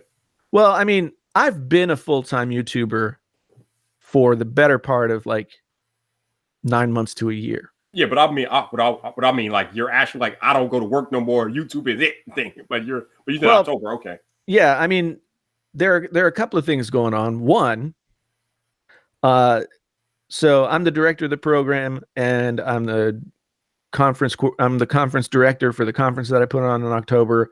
I'm the managing editor for the journal that we're putting out. There are personal statements that I read for fourth year students all the way through the summer. That's all work that has to get done, and nobody's going to be able to step in full time and just like get on it. You know, it's too much stuff for somebody to be brand new at all at once. So right. I'm going to be there like a couple of days a week. And then the woman who had the job before me will likely come in and do a couple of days a week. And then that's what we'll do all the way through to the conference in the third week of October. And then after the third week of October, I'm totally done. But I mean, my whole goal with this was it means a lot to me to honor the commitment that I have to the students and to the university and put them in a good place. Right. So it didn't seem like it would be right to me to just say June 3rd later on. And it also has the added bonus of I'll still be bringing in some income from that job, which will help with the growing pains and give me a little runway up to iPhone season. So it's just a slow phase out for yourself, basically. It's not like here's the date and we're done. Yeah. I'm sunsetting. Yeah. Yeah. Okay. Perfect. Yeah. So yeah, I mean, it all felt really like conceptual. Like I knew I was going to do it. I knew that it was real. I had dates in mind and everything like that. But then as soon as I had that conversation and there was a plan in place, and then the next day I got an email asking for my letter of resignation. And then, well, like today, my boss sent out an email to like all the students and all the folks that work in the department that I work in, saying that I'm leaving. So now it's real for real. It's real. So how many hours a week are you going to be potentially working for the school until October? Maybe 15 or 20. Maybe. Okay. You know, so pretty manageable. It's a weird job because there's a lot of stuff that I can do that doesn't take a lot of time. You know, as a manager of a program, a lot of it is just like making connections and pushing things this way or that way toward people. You're more of a postal service almost. So do I have time to fly down and join one of your classes and be one of your students until then, and just drive you up the wall? No, I'm done. I'm done with teaching after tomorrow. God damn it! Yeah, done with teaching after tomorrow. And which is bittersweet for sure. Yeah, because I really like teaching. I really like working with. I don't know students. if you saw or read a lot of the comments in your video "I Quit" where you talked about this. Yeah, but there were a lot of people that were really surprised and like really kind of cheering you on, saying, "Wow, you're a teacher? That is awesome!" And no wonder your videos come across like this. Like, it was very encouraging. It was really nice to read some of those comments from people. Yeah, I think it was the first time that a lot of people, because if you come to the live streams or you come to Friday Night Viper or anything like that, I've told bits and pieces of my personal story along the way. But I think for the regular folks that watch my videos or whatever, maybe they don't know really a lot about. No, you've never really touched on.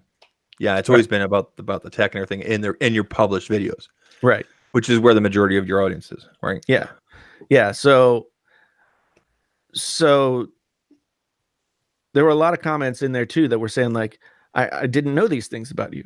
I didn't know you were a musician, you were a writer. I didn't know blah blah blah, and that's interesting because that's one of the beauties of live streaming is that it gives our viewers a chance to like kind of peek behind the curtain and like get to know us a little better, because you can't relay that stuff through regular videos. Right.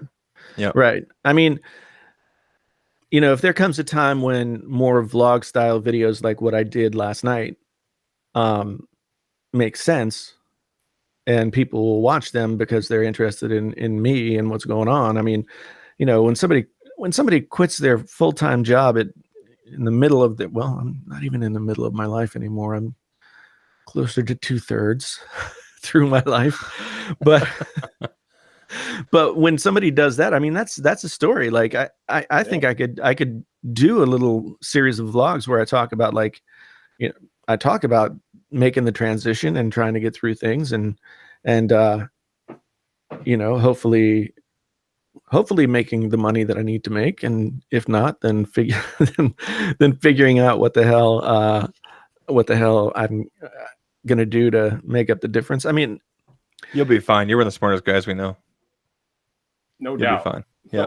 I have an interesting question, Jason. Yeah. How do we get here tonight? And what I mean by that is, how do we get to a second channel? Because you were doing everything on the OG channel. So how do we get here? So we'd been back doing the podcast like for probably a couple of months, right, Zach?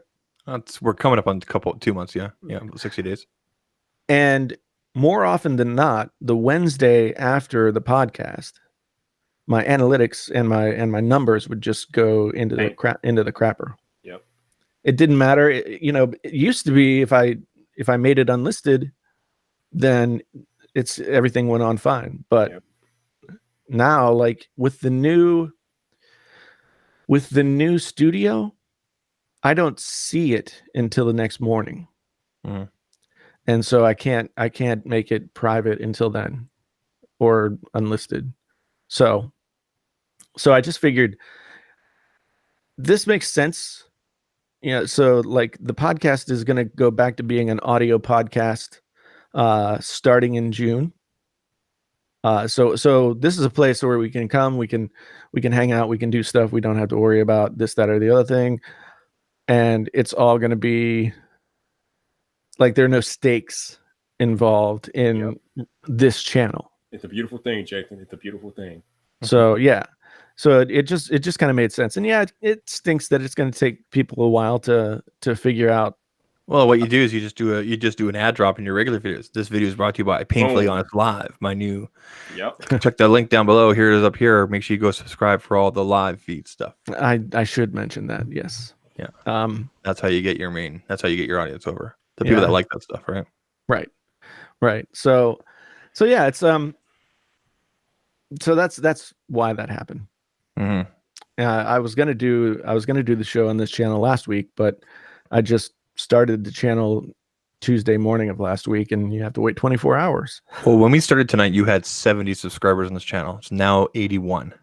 Okay, that's Boom. cool. Yeah, and I think we ended last week with like 40. Yeah. I'm tied up in my freaking sweatshirt. Don't you just hate clothes? Jeez. Freaking Spider-Man shirt. Awesome. Nerd alert. I got the same one. What are you talking about? All right, so the super chat thing, that's the biggest downfall. Yep. Is that the super chat thing cannot be done. So at least until I get monetized. But you know, I know a way around that. Yeah, I mean, so there's the buy me a coffee thing that that Viper does. I've also got Patreon page. I've also got a PayPal account. And you can still hook up with your different brands or whatever, and say, you know, like, we can name drop you guys here and there throughout the 2 hour, 1.5. Right? Yeah, I mean, when the podcast gets going, like Studio 71 is selling ad time against the podcast, so they're going to be like real ads on the podcast. But we could like do some sponsorship type stuff with the live portion of it as well. Like, you know, maybe we all have to wear, like, I don't know, like some kind of G Fuel t-shirts or something. You know, ready? Jason, we haven't had a debate this live since our Michael Jackson Prince live stream. No, it's true. It's true. That conversation was, as they say, off the chain. Yes, it was. I bet it'd be different now, considering different HBO specials that have come out and stuff like that. So, see, as deplorable as all that stuff is, I can't let it influence my love for the music. That's where I am. Yeah, that's where I'm at. Like I can sort of condemn the actions of that thing. But the music, you know, Michael Jackson created that music. It went out into the world as a product, you know, as a work product, and you know, did very well. And I don't think that you should. It's like if you find out that the guy who designed your furniture is a pedophile, you know, does that make his furniture bad? No. Right. I mean, you know, they're a prison. I just careful when I sit down. Yeah. Sorry, that's dark. That's dark. Yeah, that's going dark. We're going dark with that Lord. one. But they're like prison. They're actually prisons here in Iowa where they make furniture, like industrial furniture for schools and stuff like that. And you know, I mean, people are in prison for a lot of different reasons. There's no reason to think that, you know, a serial murderer didn't put together your kid's desk. Yeah. For every three desks you get a free shank. Yeah, like that's not happening.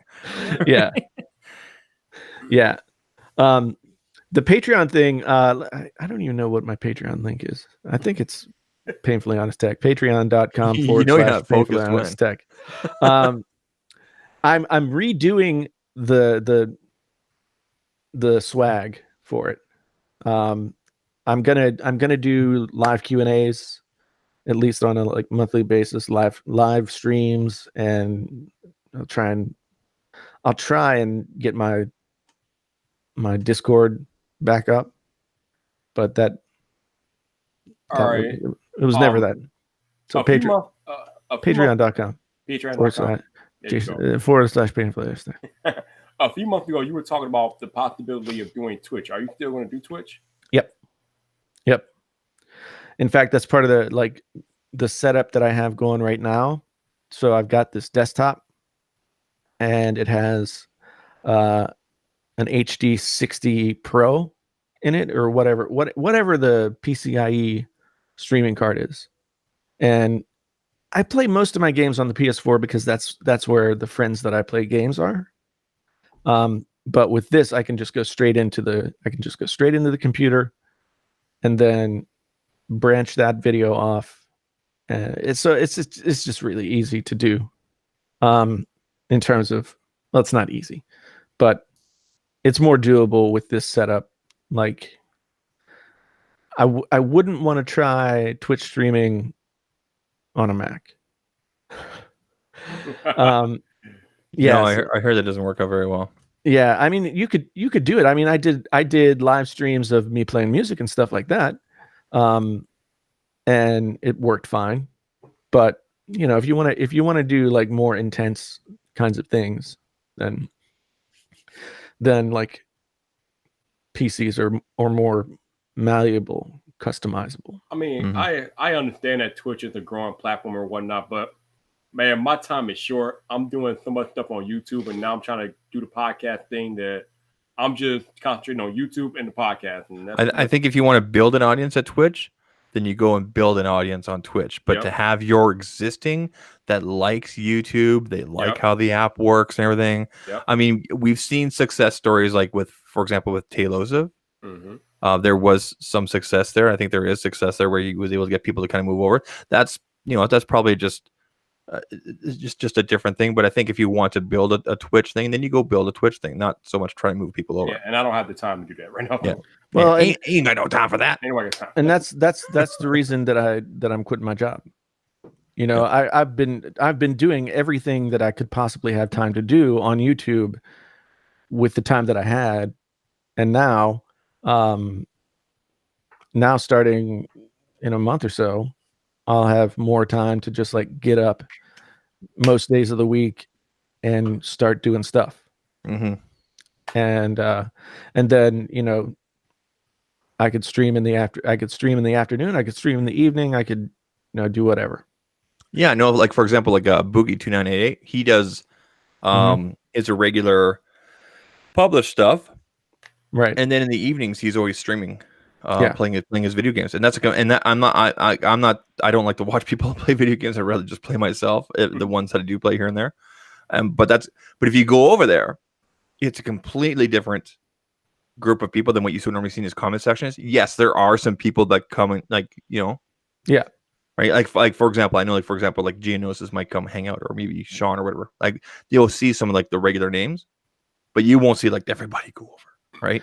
No. I mean, I would expect like 1 to maybe 5% of my regular subscribers go over to Twitch. But still, like 1 to 5%, like 1% of my subscriber base is 1,500 people. There you go. So that's enough to get started. And it's just, it's a very weird time. It's a weird time for me. I'm really excited about it. Is it like a 50-50 excited, nervous thing? Or is it like a 60-40, 70-30, 20-80? I think the nervous time has kind of, like, I'm still nervous to a certain extent, but now I've committed. Like I sent in the email of resignation. Like, how long were you with the school? 10 years. That's a long time, man. Especially like nowadays. So that was my next question. How do you feel? Like, not really talking about the job and the fact that you not the nervousness, not like, how do you feel? Like, do you feel like you're about to go out there and just crush it because you have the time now? Like, how does Jason feel? Yeah, I do actually kind of feel like I'm gonna go out and crush it now. If I wasn't already crushing it, I mean, you know, let's be honest. There's another word there. Do you feel pretty dope? No. Sorry, man. Although I do think that I've made some dope videos recently. Does it feel good in the hands? Sometimes. Sorry. But yeah, I am really excited. And I feel like this, like, going full time is one of those inflection points in like a YouTube career. Like getting 100,000 subs is an inflection point. Going full time is an inflection point. And so I think there'll be momentum coming off of that, and then I'll have more content, which will mean more people to watch more content. But you still have a bit of a cushion there until October, like you said. Yeah, and that's good by me. Yeah. I mean, I'm doing it for the right reasons, and it does give me a little bit of a safety net. Awesome. Ooh. So, I finally got to look at this Michael Fisher tweet. Yeah, that yeah, Michael Fisher's phone Yeah. that looks bad, right? that bad. Yeah, it looks bad. He Is said there anything else that happened in tech in the last week? I don't think so. Is there? No. It's Galaxy Fold. No, I mean, the Yeah, the OnePlus 7. The OnePlus 7. Don't talk to me about the OnePlus 7 yet. I want to hear about it. Well, I'm okay. Let's go down the OnePlus hole. Do you guys want to do this for the last 10 minutes here? Go down the OnePlus hole. Sure. Okay, so here's my thing. I'm a huge. I want to say huge. I'm a OnePlus fan. So I had the OnePlus One. I had some issues there. Then I finally picked up the 5. I had the 5T, the 6, the 6T. Okay, and I've had them all, right? And I really hope the rumors are not true or whatever. I knew there was a point where OnePlus was going to get to the point where it was no longer about having this awesome price point and these awesome specs and everything like that.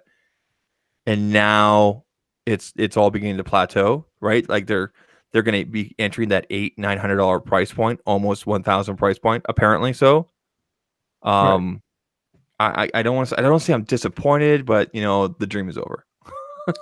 Well, here's the thing. I mean, OnePlus's strategy, like their 5-year plan, was really solid. They basically said, you know what, we're going to make good phones, cutting a few corners, and we're going to make them as good as we can, and we're going to sell them for less. Mm-hmm. And they said themselves that we're going to make our money off of the accessories. Which, right. I mean, their accessories are awesome, actually. They're really good. But I mean, their business plan definitely wasn't like, we're going to sell our phones for $600 forever. Yeah.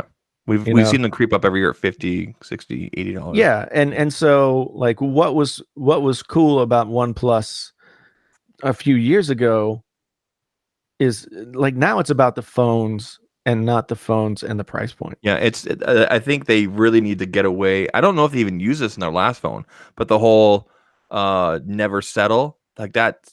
You guys have settled. No, I think like basically I read that tagline as never settle, as in don't settle for anything but the best, and that's us. Mm-hmm. So, I mean, it kind of can work both ways, but the reality of it is like they're no longer a flagship killer. No, but they they have contributed to the if not death, then like illness that most flagships are suffering from right now.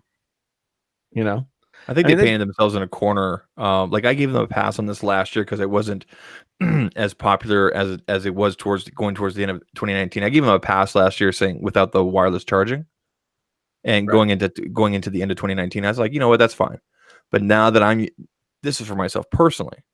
Now that I'm using more wireless chargers and I have more of them around the house and everything like that, and then I'm not saying this because I recently brought up the Nomad review, but because I see the use cases and I like the way that wireless charging is going. Right. I can't give them a pass this year for not having the wireless charging. I can't. I just that's just you got to put that in there. I imagine that'll be one of the things that gets added, and that'll be one of the things that contributes to the higher cost. Well, apparently, if you believe the leaks and everything, there's no wireless charging. Well, I'm kind of ambivalent about wireless charging. It's a cool thing, but I'm just ambivalent about it. I'm like, LeBaron, you missed all of the action. Yeah, all of the action. Viper, let's hear from you about OnePlus and based on what we know or what we suspect so far, and etc.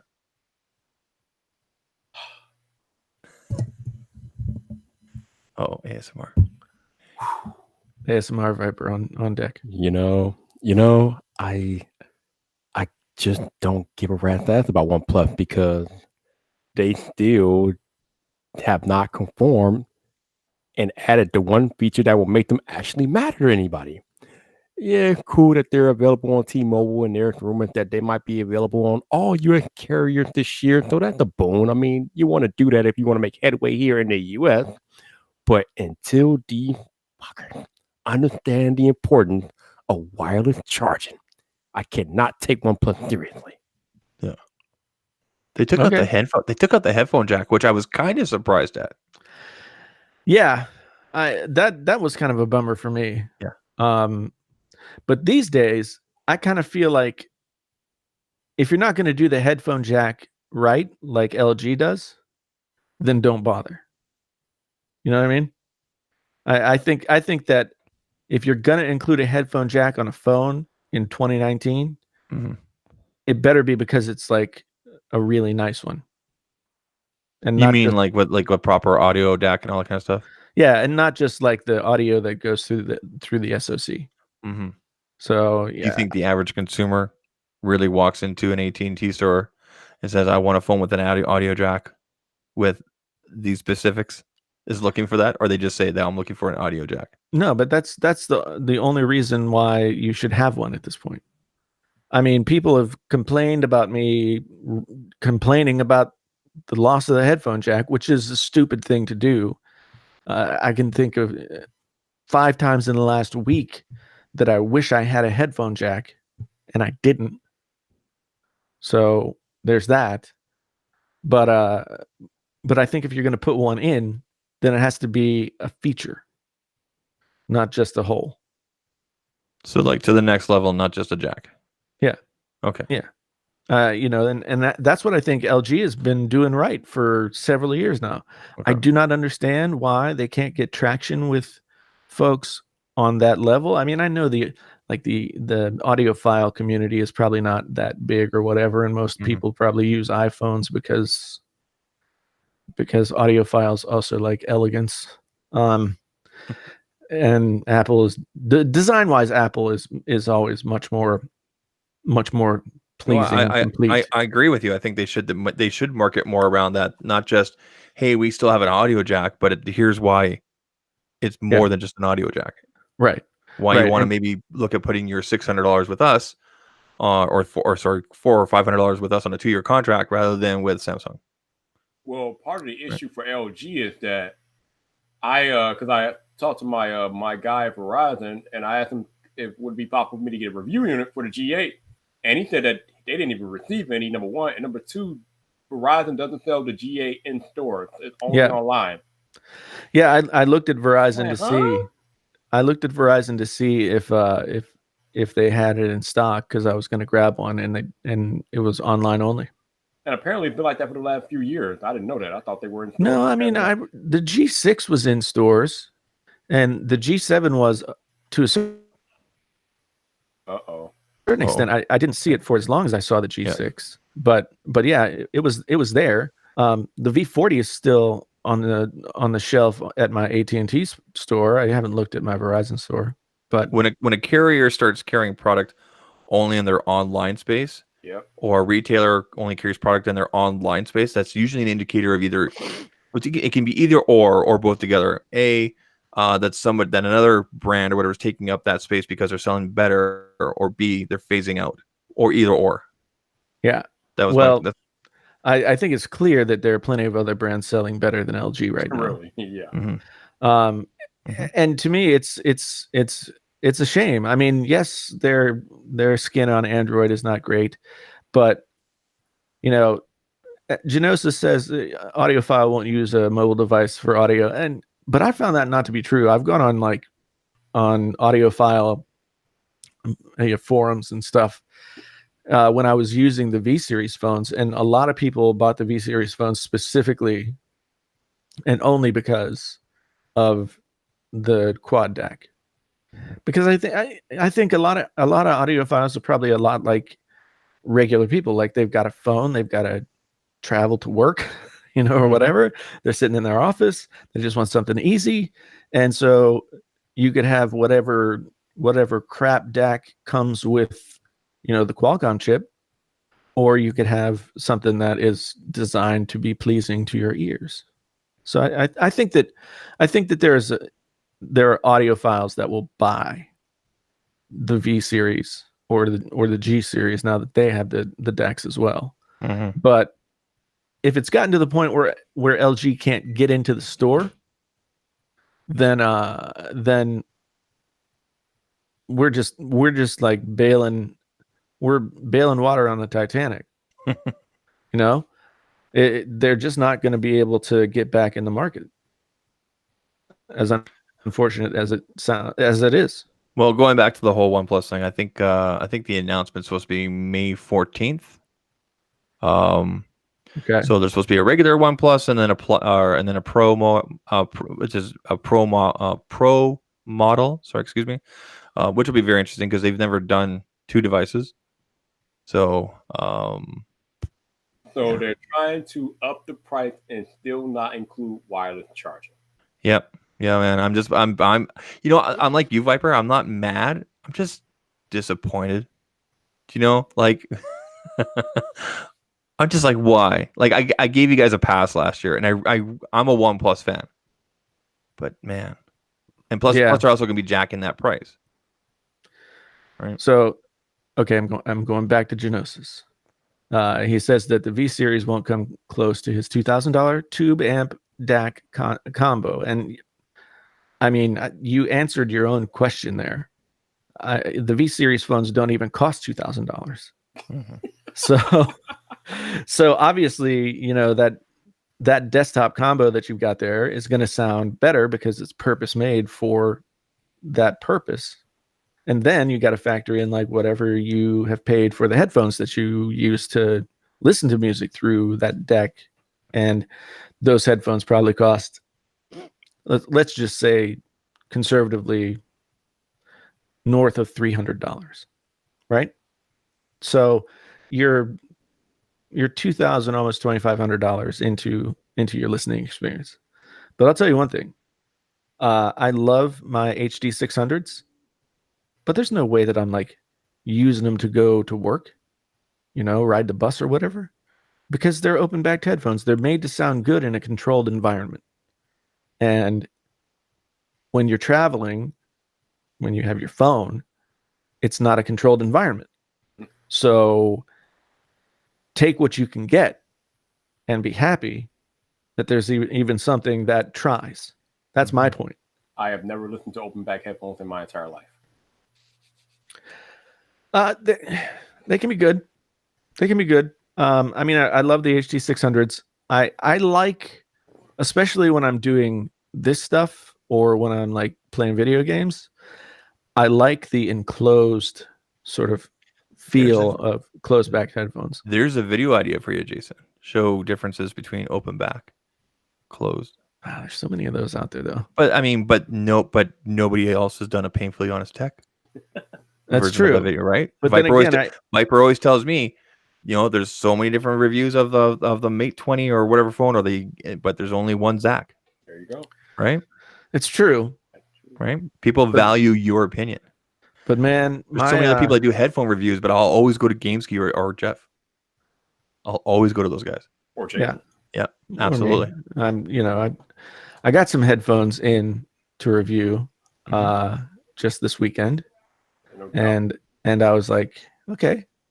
The company reached out to me and they were like, and they gave me a list of stuff. And I said, well, I'll take either this, or this. Mm-hmm. And it turned out to be these Focal, like not wireless, but like, you know, like earbuds that have the wire connecting the two of them. Yeah,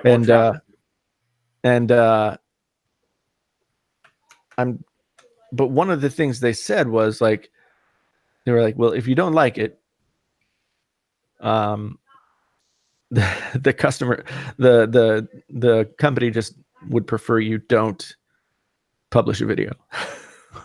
Okay. And I'm like, that's a waste of time. What the hell? Yeah. Well, I'm getting the headphones. I'm going to be able to check them out, but I might not be doing a video about them. They sound great. But like I went to put my, you know, I carry my wallet my iPhone wallet in my back pocket and my left back pocket. And usually the Wi-Fi or the Bluetooth is in the right ear. And when I put my phone in the left hip pocket, I started losing signal. I haven't had that happen since like 2015. Oh, wow. That's an issue, yeah. So yeah. So it seems like Zach is ready to get out of here, but I got more ranting to do. So Jason, I don't know how much time you got left in your evening. When did I say it was good? What? No, you were like about 20 minutes ago. You said we had 10 minutes left, so I thought you were trying to go somewhere else. I don't know, but I thought Jason wanted to keep it to it. Our general thing is like hour and a half, 2 hours. But we've gone longer. However, tonight I've made plans to play some Battlefield 5. Damn. But we can talk. We can rant for a while. Another 15, 20 minutes, whatever. Yeah, I have ranting to do. Okay, do it.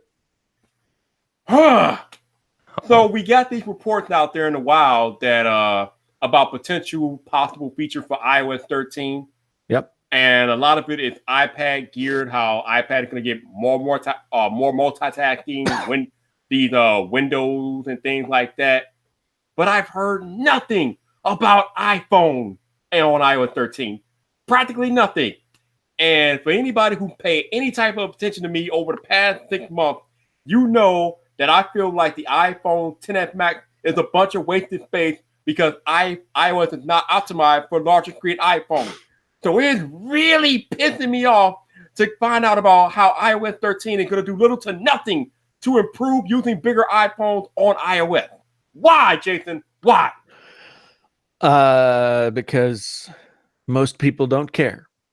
Oh, the majority of the Apple customers are like, it's an iPhone. I got my icons, but you're right. I mean, iOS 13 in the early days of discussions about iOS 13 was that this was the operating system that would start to bridge the gap between like iOS and macOS. And I guess now they're saying things like, I think was it Lightroom?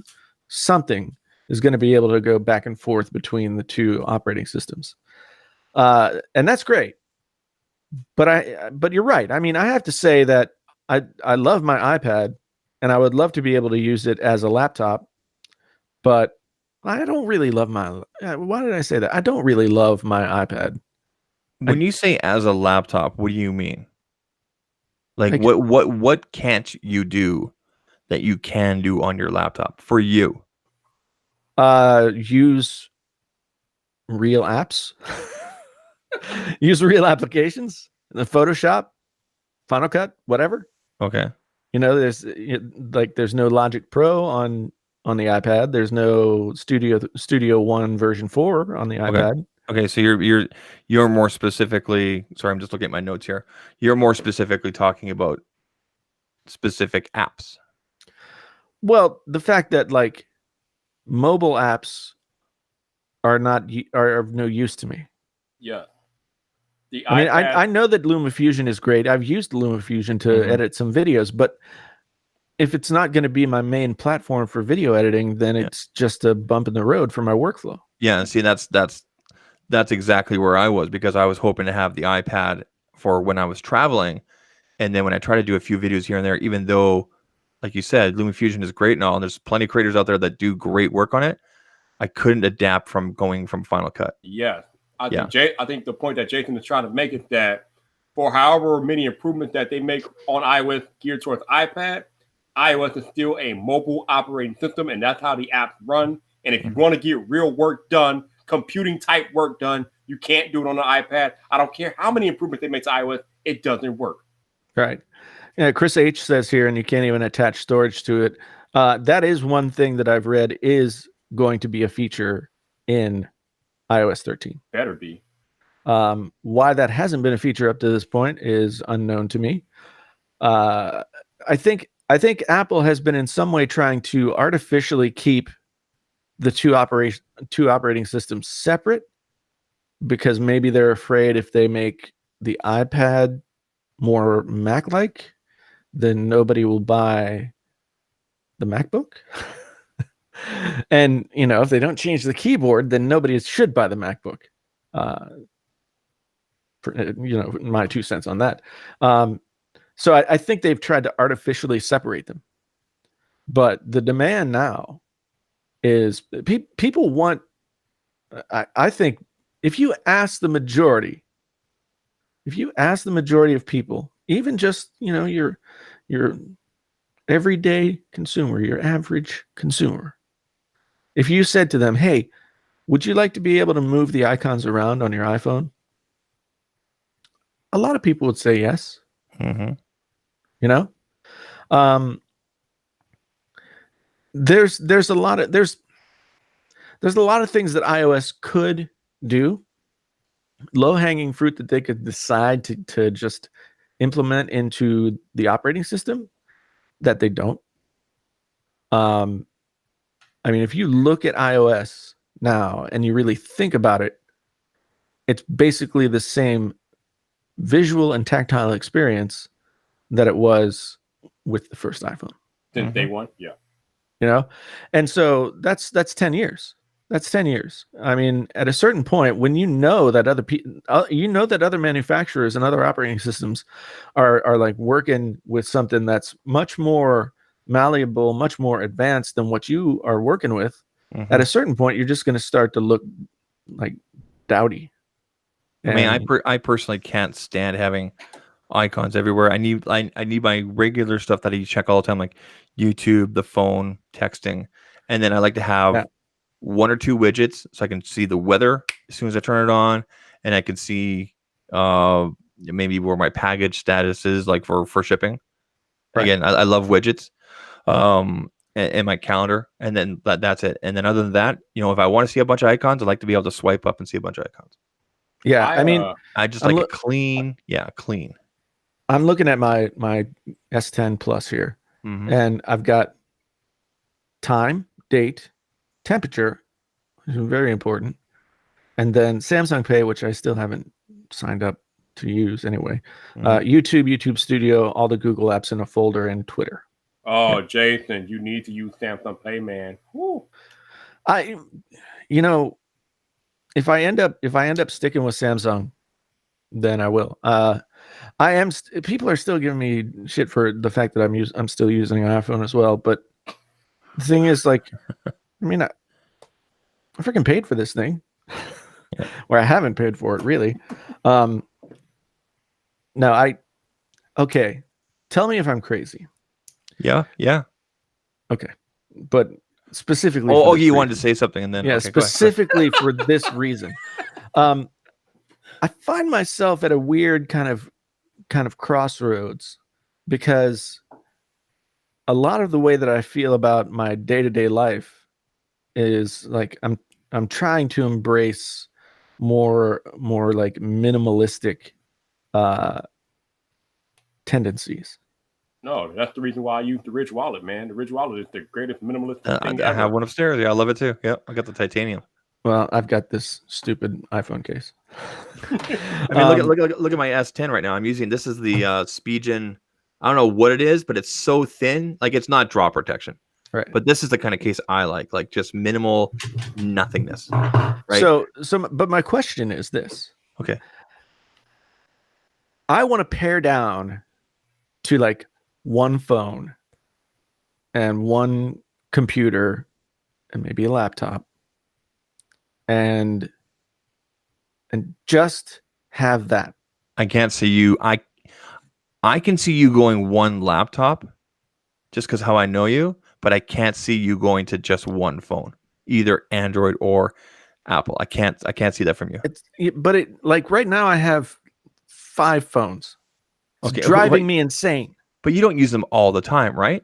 No, but I feel stupid when a phone is sitting here and I haven't used it in weeks. Like my poor 10R is just sitting over there. Yeah. I use it. Sell it. I use it as my teleprompter for my camera. That's what I mean, I don't have my 10R on all the time. I'm very open about that. My Android's always been my daily driver. Jason, as a tech reviewer, you have to have a 2-phone minimum. We have to have a 2-phone minimum, Jason. But I do have enough stuff coming to here that when I come down to my office or when my house, I take this with me. When I travel, I take both with me. But like for example, if I go out to Costco tonight, after which I'm going to be going to Costco, I'm not taking both with me. I'm taking just the Android, right? Right. Yeah, I mean, I usually carry both with me because like they're both two separate lines, and both the lines are for separate things. Like one's my business account, one's my family account. Yeah, I have my business stuff on here. Yeah. Yeah. Sean, 2005, like, I don't know what you think I do here. I don't know what you think this is, but this is like a place where I review things like telephones. I gave him a timeout earlier, and I thought that would teach him something. Yeah. I mean, so the fact that I have 5 phones is A, not really any of your business. B, Hey, Sean, I have 9. pretty typical of people who do this as their job. He's not kidding when he says he has 9 phones. He's not kidding. You want me to get them all? No, behave. We'll be here all night. We don't need them all. But this is something like I'm thinking like, could this be a video series of like minimalist tech reviewer? You know, I think Randy, our friend Randy Vasquez, almost did a little bit of that in a couple videos. Yeah, I mean, I watch a lot of videos. Minimalism is kind of a buzzword, but basically, to me, it just means like cutting out the excess. Well, doing more with less. Yeah, doing more with less, but also like sort of going against the grain of our cultural imperative to buy things. And I know that I have a big problem. You mean our overall tech consumption? Because I think all 3 of us can agree. I mean, if you just look around our immediate ourselves, we have a lot of tech around ourselves. I mean, I have a Lumix G7 here, and then I have a 6500 for my main filming, and then I used one of the phones for B-roll. I've got the camcorder for the downward shots, right? Yeah. I mean, I think you guys are all similar. You have multiple cameras, right, Jason? And well, I have one camera that I use, and some really crappy Logitech webcams. So Zach, to your point about the casings, right now I have the Samsung official leather case on my S10, and it's like you're speaking FinFit. It's barely a case at all. It's like it adds no weight.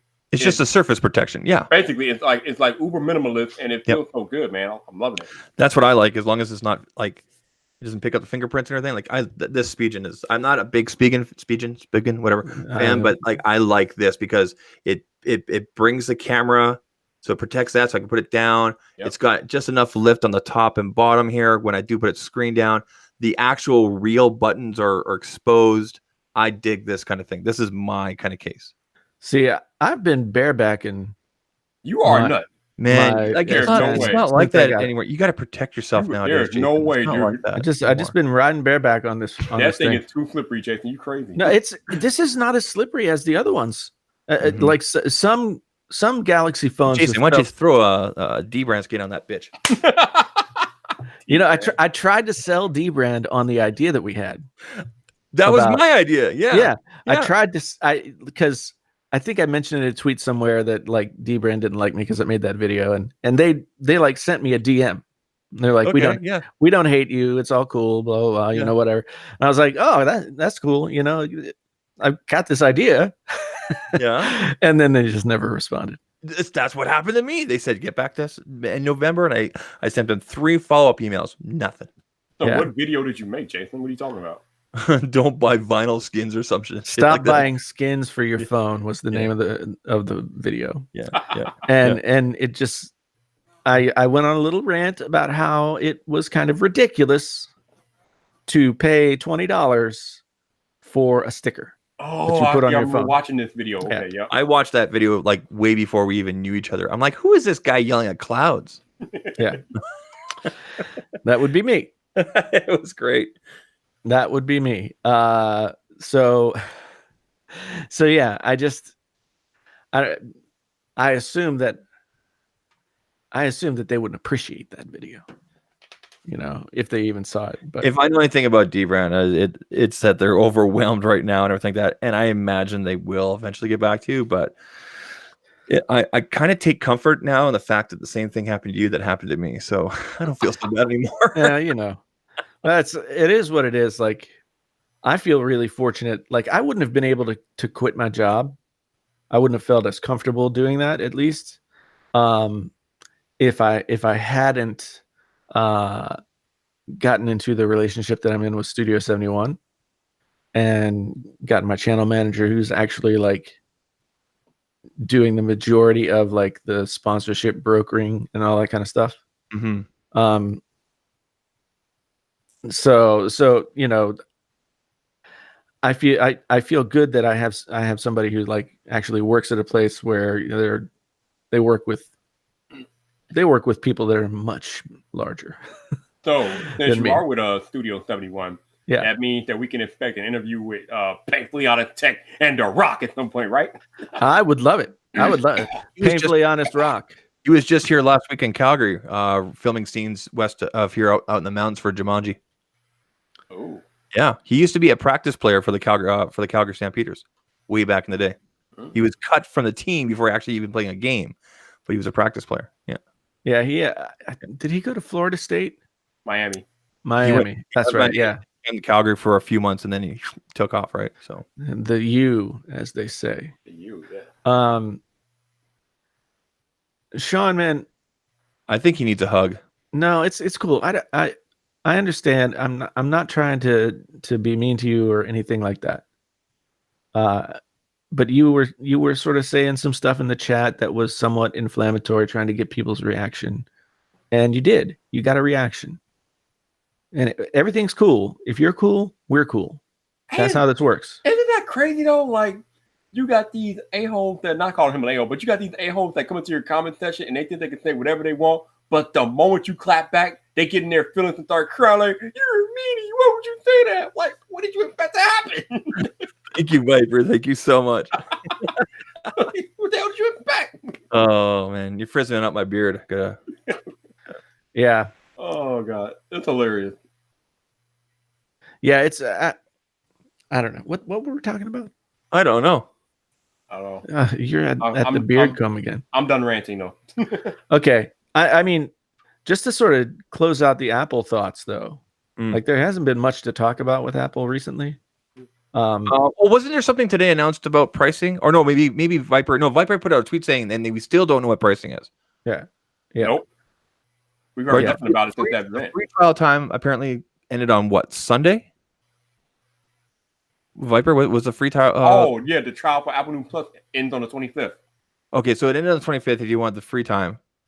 But we still don't know pricing or anything, of anything else. Yeah, we don't know anything. We don't even know what it looks like. No, we know nothing. Disney comes along and he's like, here's what it looks like, and here's the price, and look at all the pretty pictures. And we're all like, here's a trailer for one of the shows that we're talking about, and all that. Yeah. We're like Jon Snow. We know nothing. Yeah. Boom. Apple wants to be the three-eyed raven, but they ain't that smart. Oh man, we gotta get Jason on for Sundays, man. Yeah. See, here's the thing is though, like I watch Game of Thrones and then I get sort of go into my thinking mode where I sort of put everything together, and so it's hard for me to get on a live stream when I'm still putting my thoughts together. But if you did the live stream on Monday, that's no fun. I'd be ready to go. That's no fun. See, the whole cool thing about the live stream is that you can come and join us and we can all put our thoughts together at the same time. Yeah. And I don't know if you guys would like for me to be there. Because I don't particularly like what I've seen so far this season. Well, we really haven't seen anything yet. I think the real fun. Well, that's the problem. That's the problem. It's like this Sunday, Twitter will break with everybody going, I can't believe they killed so-and-so. Yeah, this Sunday is going to be all hell breaks loose. I'm just going to be sitting there going, I need to see more butts. Oh, God. Yeah. I mean, I like the things that are coming out. I like that that Jon Snow now knows that he's Aegon Targaryen to whatever, and he's sort of dealing with that. I think in previous seasons, especially last season, like his character wouldn't have had any kind of real earned emotional reaction to news like that. Mm-hmm. Like last season for me was a lot about just like moving pieces around the board, and everybody's since book material ran out, a lot of people are complaining that Tyrion has gotten a lot stupider. Yeah. So, and I don't like that because that, him being him was part of the thing that I'd like to see him mature, the whole like booze and women thing was kind of wearing thin, but I'd like to see him mature and get smarter and all that kind of stuff. But he's just kind of like, I don't know. I don't know why Danny's so ticked off that he thought his sister was going to come. He's like, okay, I see how that's a stupid thing, right? Mm-hmm. But does it really matter? Did you really think that army was coming? No. Nobody would have thought that. I mean, I'd feel stupid just for like thinking about it for a couple of minutes. Like, of course she's not going to bring her army. Why would she? Mm-hmm. So anyway, damn, Jack, putting the band hammer down. Oh my goodness. Kapow. I think we clicked at the same time, which is awesome. Yeah, but yeah, I mean, I'm a little bummed out so far that we've had 2 episodes so far out of what, 7? So total of 6 was 6. So we're 1/3 of the way through this thing. So these first 2 episodes were 60. The next 4, the last 4 episodes coming up here are going to be 80 plus. Yep. So they're going into the feature, and that includes start time where they have like almost 5 minutes of like filler at the start there of HBO specials, right? So, right. But I mean, these first 2 episodes were about fan payoff and getting in your feelings and everything, so that next week, oh man, next week, this Sunday, these past 2 episodes were masturbatory, in my opinion. They were kind of like they would use big words. Well, you know what that means. I know. Go ahead. Go ahead. Because they didn't have to do all this. They could have cleared all this stuff up in one half of one of these episodes. They could have, but there was a lot of if you go back and watch the episodes, there's a lot of hints about what's going to happen. If you really analyze the song that Podrick sang, yeah. There's a lot of hints in there about how this is going to end. Yeah, but at this point, I'm not really interested in speculating because it's going to happen. So having I hate montages. Montages are the worst ever. And I knew as soon as he started singing that we were going to go into a montage where we look at everybody. Seconds. It was, but it's annoying. It's such an annoying. It wasn't even a montage, trope. Though, Jason. It was just a glaze over of what's happening right then there in Winterfell. You've got Sansa and Theon that are kind of catching up, and you've got people here drinking there and there. And then Theon and Sansa eating soup. Great. Hey, like that's a good time at Winterfell, man. Yeah, it's like, may I have some more, please? But you know that she's got the good soup. Of course, she's got the good. It's not soup. A metaphor. I really mean she is. People. She is the Lady of Winterfell. Yeah, she is. Yeah. I don't know. Like Sansa's character has been kind of schizophrenic. God, I hope she gets killed. I just can't stand her. I'm sorry. I like her. I liked her a lot in like the middle seasons when she was like, she had been put in the middle of a situation that then was a whole lot worse than anybody could have imagined. And she like had to grow up, mature and get herself through that. And she did. I mean, that was interesting. But now sitting at a dinner table scowling at people is boring. Boring. Right? She's definitely a different lady. Yeah. Although I'll tell you right now, Grey Worm's definitely gonna die. That guy's gone. Oh no, yeah, it's without a doubt. I mean, what future do he and Melisandre really have? I mean, yeah, you know, I guess, you know, platonic relationships can be satisfying in that way, but yeah, I don't know. And I'm telling you, the people that are down the crypts, they're all dead too, because those skeletons, those bodies down in the crypts are gonna come out. This has been going around all since this episode ended. So do we really think it's gonna happen? I don't know. I don't see women and children just being gratuitously killed, and unless everybody dies. You haven't been paying attention. Like everybody died. You know, I like to experience the story. You know, but I've been somewhat nonplussed by the whole, like, hey, let's take a trip down memory lane, and remember the last time I saw you, and it's like, okay, you guys haven't seen each other in a while. Shit's happened. Okay. Jeff would have making googly eyes at Melisandre. yeah, she's Melisandre is a popular character. I like her hair. So, what do we think about the possibility of the Night King completely bypassing Winterfell and going to King's Landing? Because that seems to be a popular theory too. I don't see it. He's going after Bran for whatever reason.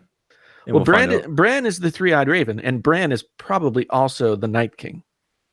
So I can't get on board with that theory, but the more I think about it, the more I think, how does that work?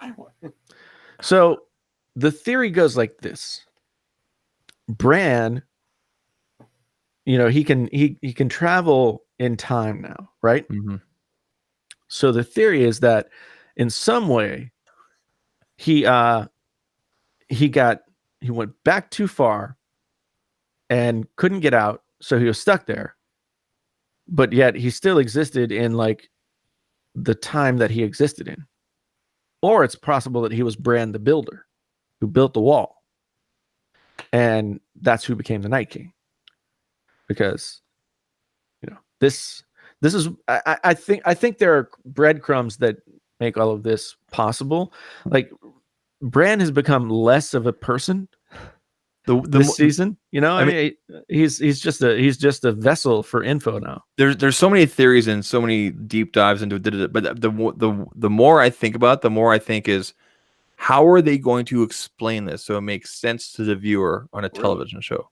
Do you know what I mean? They have to somewhat dumb it down and make sense of it, right? Yeah. No, they don't have to do that. Yeah, I know they don't have to, but if they do that, then they just like sort of do a giant FU to everything they've done for the past 7 seasons. But if Bran is the Night King, then that theory I was talking about kind of makes sense, that the Night King would just completely bypass Winterfell and go to King's Landing or something like that. No, why? The Night King's not interested in having the throne. He's interested in just ending it.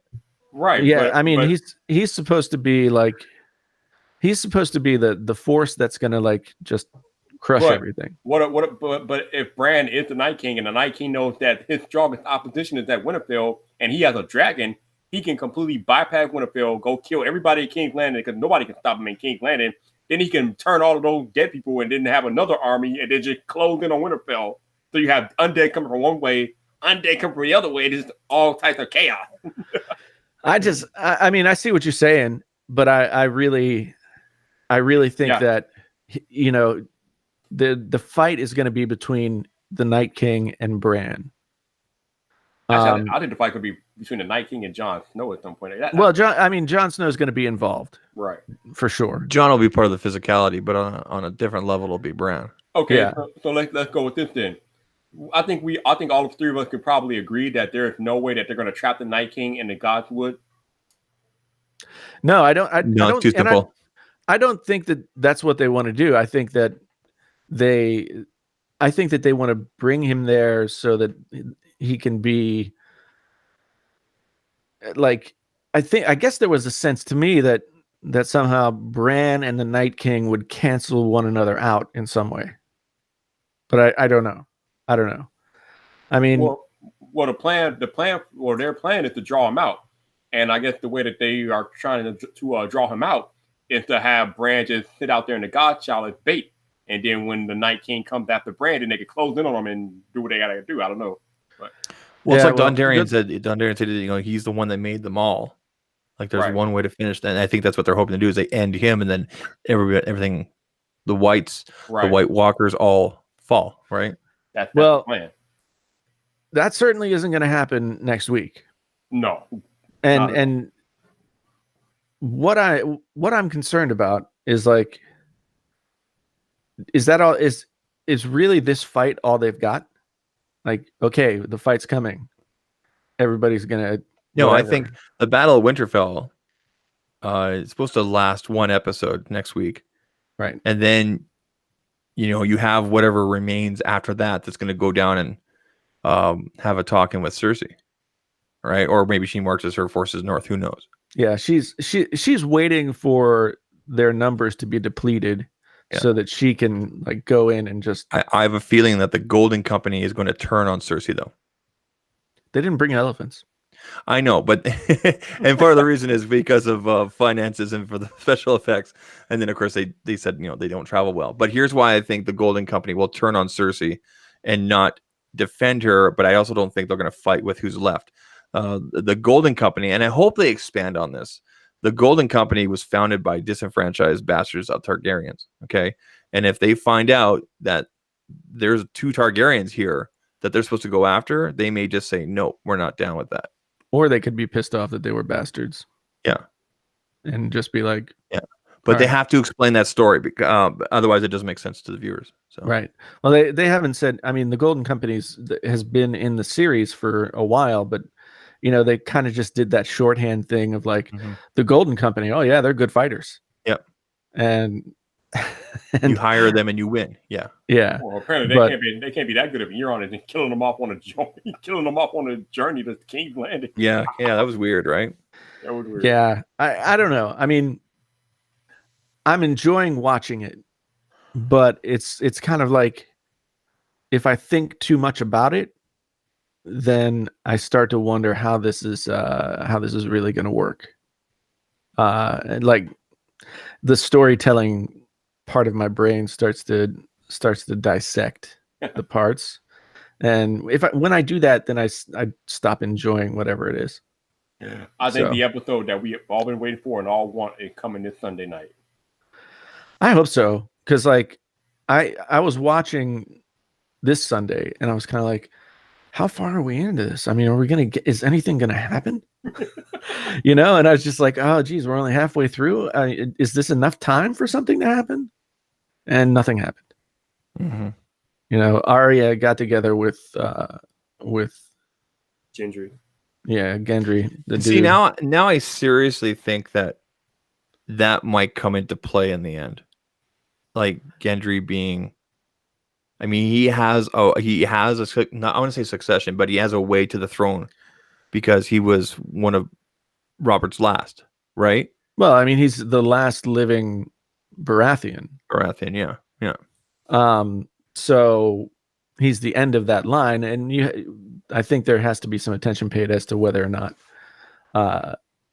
the Baratheon rule was. Yeah. I think there's going to be more to that, but I don't think he'll end up on the throne per se, or in the end there, because he hasn't done enough to build up, it seems, at least by now, people behind him or the support. Well, he by attrition, he might not have to. Yeah, but I also believe that there won't be a throne at the end. I sincerely believe that it's going to be destroyed. There might not be an Iron Throne, but I think we're going to come out of it with. We're gonna have to come out of it with some kind of resolution. I don't think it's gonna be Dany. I think Dany's gonna die. Yep. No, she'll die. Yep. She's showing her cards. Look at her. She when Jon found out that he is a Targaryen from Sam, and Sam asked him the question, you gave up your crown. Would Dany do the same? And there was that pause.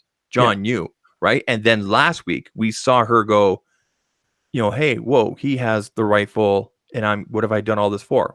She's shown her cards. She's power hungry. Yeah. The whole Which- saving slaves and breaking the wheel thing, I think that's just fluff talk from her now. It's all about getting the throne. I think when last season when she had her dragon like burn the freaking Tarleys Mhm. because they wouldn't bend the knee. I don't want to hear the phrase "bend the knee" anymore either. Mhm. I just capitulate. Well, she's showing her cards. I mean, that's what's going to cause the conflict between her and John. Yeah, I mean, basically, John is always going to be motivated by what's best for the most people, and I think when the shit flies, Danny is gonna show that she's more for herself and her interests. I mean, whether or not it's because that's how she is, or that she's just been working on this for so long. This has been so many years of her life to get to this point. But it's like the Targaryens are supposed to be crazy, right? I mean, she did barbecue Rickon and yeah, I know. Richard Tarley, Randall Tarley, yeah. Randall Tarley, yeah. Dickon. Dick. Dickon. Yeah. You made the mistake that Jamie did on. Yeah. I mean, when it came to Game of Thrones names, that guy really did not win. Man, he really got dicked. But come on, Jason, you can't say that you don't want to hear Bendany no more because we both know that Apple Bendany to Qualcomm. Come on, man. Oh yeah. Well, of course they did. Of course they did. Because Apple was going to lose that suit. Apple was going to lose that suit. Mm-hmm. Are you sure they're going to lose that suit? Yes, of course they were. No. Qualcomm said they've, if you don't pay us what we want, then we're not going to do business with you anymore. And then Apple just went over to Intel and said, "Here's how they did it. Do that for us." And they still can do it for them. Intel's terrible. Right. So yeah, I mean, Apple was going to lose that suit, and they were going to look bad doing it. But anyway, we've gone through the whole game. I could do the Game of Thrones thing all night. We'll see you on Sunday then. Yeah, you should come on Sunday, man. I'm in like my contemplative space. I'll see. And right. usually, like, I might not be watching it at the same time that you guys are because I have HBO, the streaming service. I do too, and I watch it at the same time everybody else. Come on now, Jason. What are you talking about? My life is busy. Okay, there is no like when Game of Thrones is on, man. What are you talking about? I wanna suggest a movie for everybody to watch.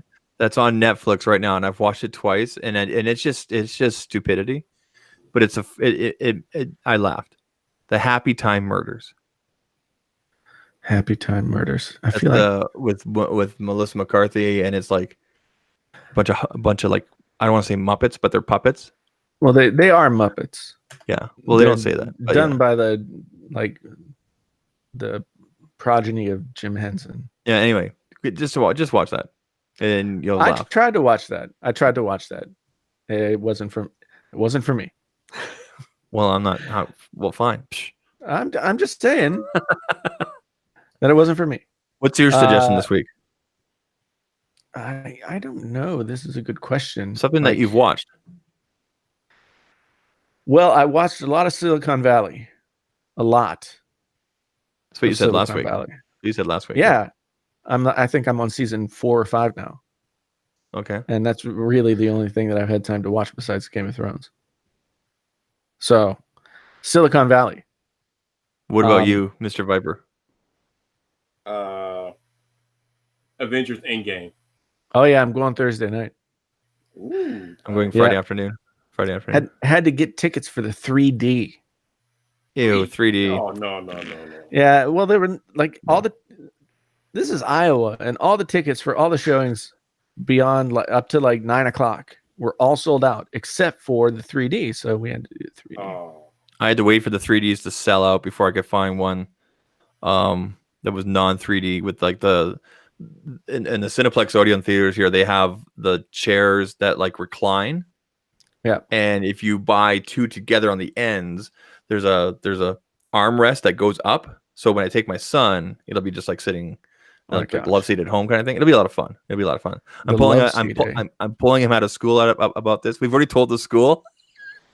The principal says to my wife on the phone, "It's strange that there's a lot of kids at the school that have family things happening this Friday." End game. Yeah. That's what he actually said to my wife on the phone. She's like, Yeah. A lot of families are reaching the end game of their. yeah. I'm really nervous about this too. I'm very. Well, they're nervous setting it about up for, the popular characters they're either gonna reset or just they're setting it up for the next generation because they can't keep on. Right? I mean, they've done their 10-year thing. Move on. Yeah, we know that. Okay, Captain America is going to die. Okay, everybody cool with that? That's just what's going to happen. Well, it's either that and or Iron Man. I wasn't gonna say anything, but Captain America gone. One way or another, Captain America gone. Bye bye. Yeah, Iron Man is probably gonna So he's got to get back to Earth. He made all these promises. He broke the promises. Maybe he'll be injured in some way that will make it not feasible for him to be Iron Man again. So he will retire. I think he'll put his essence or his voice into Spider-Man's suit. I don't know. I don't know about that. That's really out there. Spider-Man, though. But I mean, in the comics, Tony Stark never dies, right? He was never this big in the comics. Iron Man was never this big. The MCU made Iron Man this big. Yeah. Yeah. Yeah. If you really want to go back that far, yeah. Yeah, I mean, the Avengers that exist in the MCU is like super way different than the traditional comic book Avengers. Yeah. So, I mean, and that's natural. I think Brie Larson is gonna put on the Infinity Gauntlet and snap that. I mean, she's a really good actress, and I don't care what her politics are, honestly. I mean, they're probably just a little bit to the left of my politics, if not the same. So, she doesn't like men. Well, I don't think men should be. I don't think that should be a problem. Yeah. This whole Gillette man thing, toxic masculinity, blah blah blah. It's just a bunch of guys are being babies. They're just being babies, and they're whining about the fact that the world has changed. It's like, dude, grow up here. Stop being such a bitch.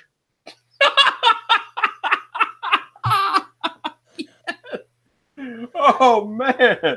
Anybody who's upset about the idea of toxic masculinity and doesn't want to admit that it has existed for eons is too insecure to really be able to have a thought. Quit being a bitch. No, I agree.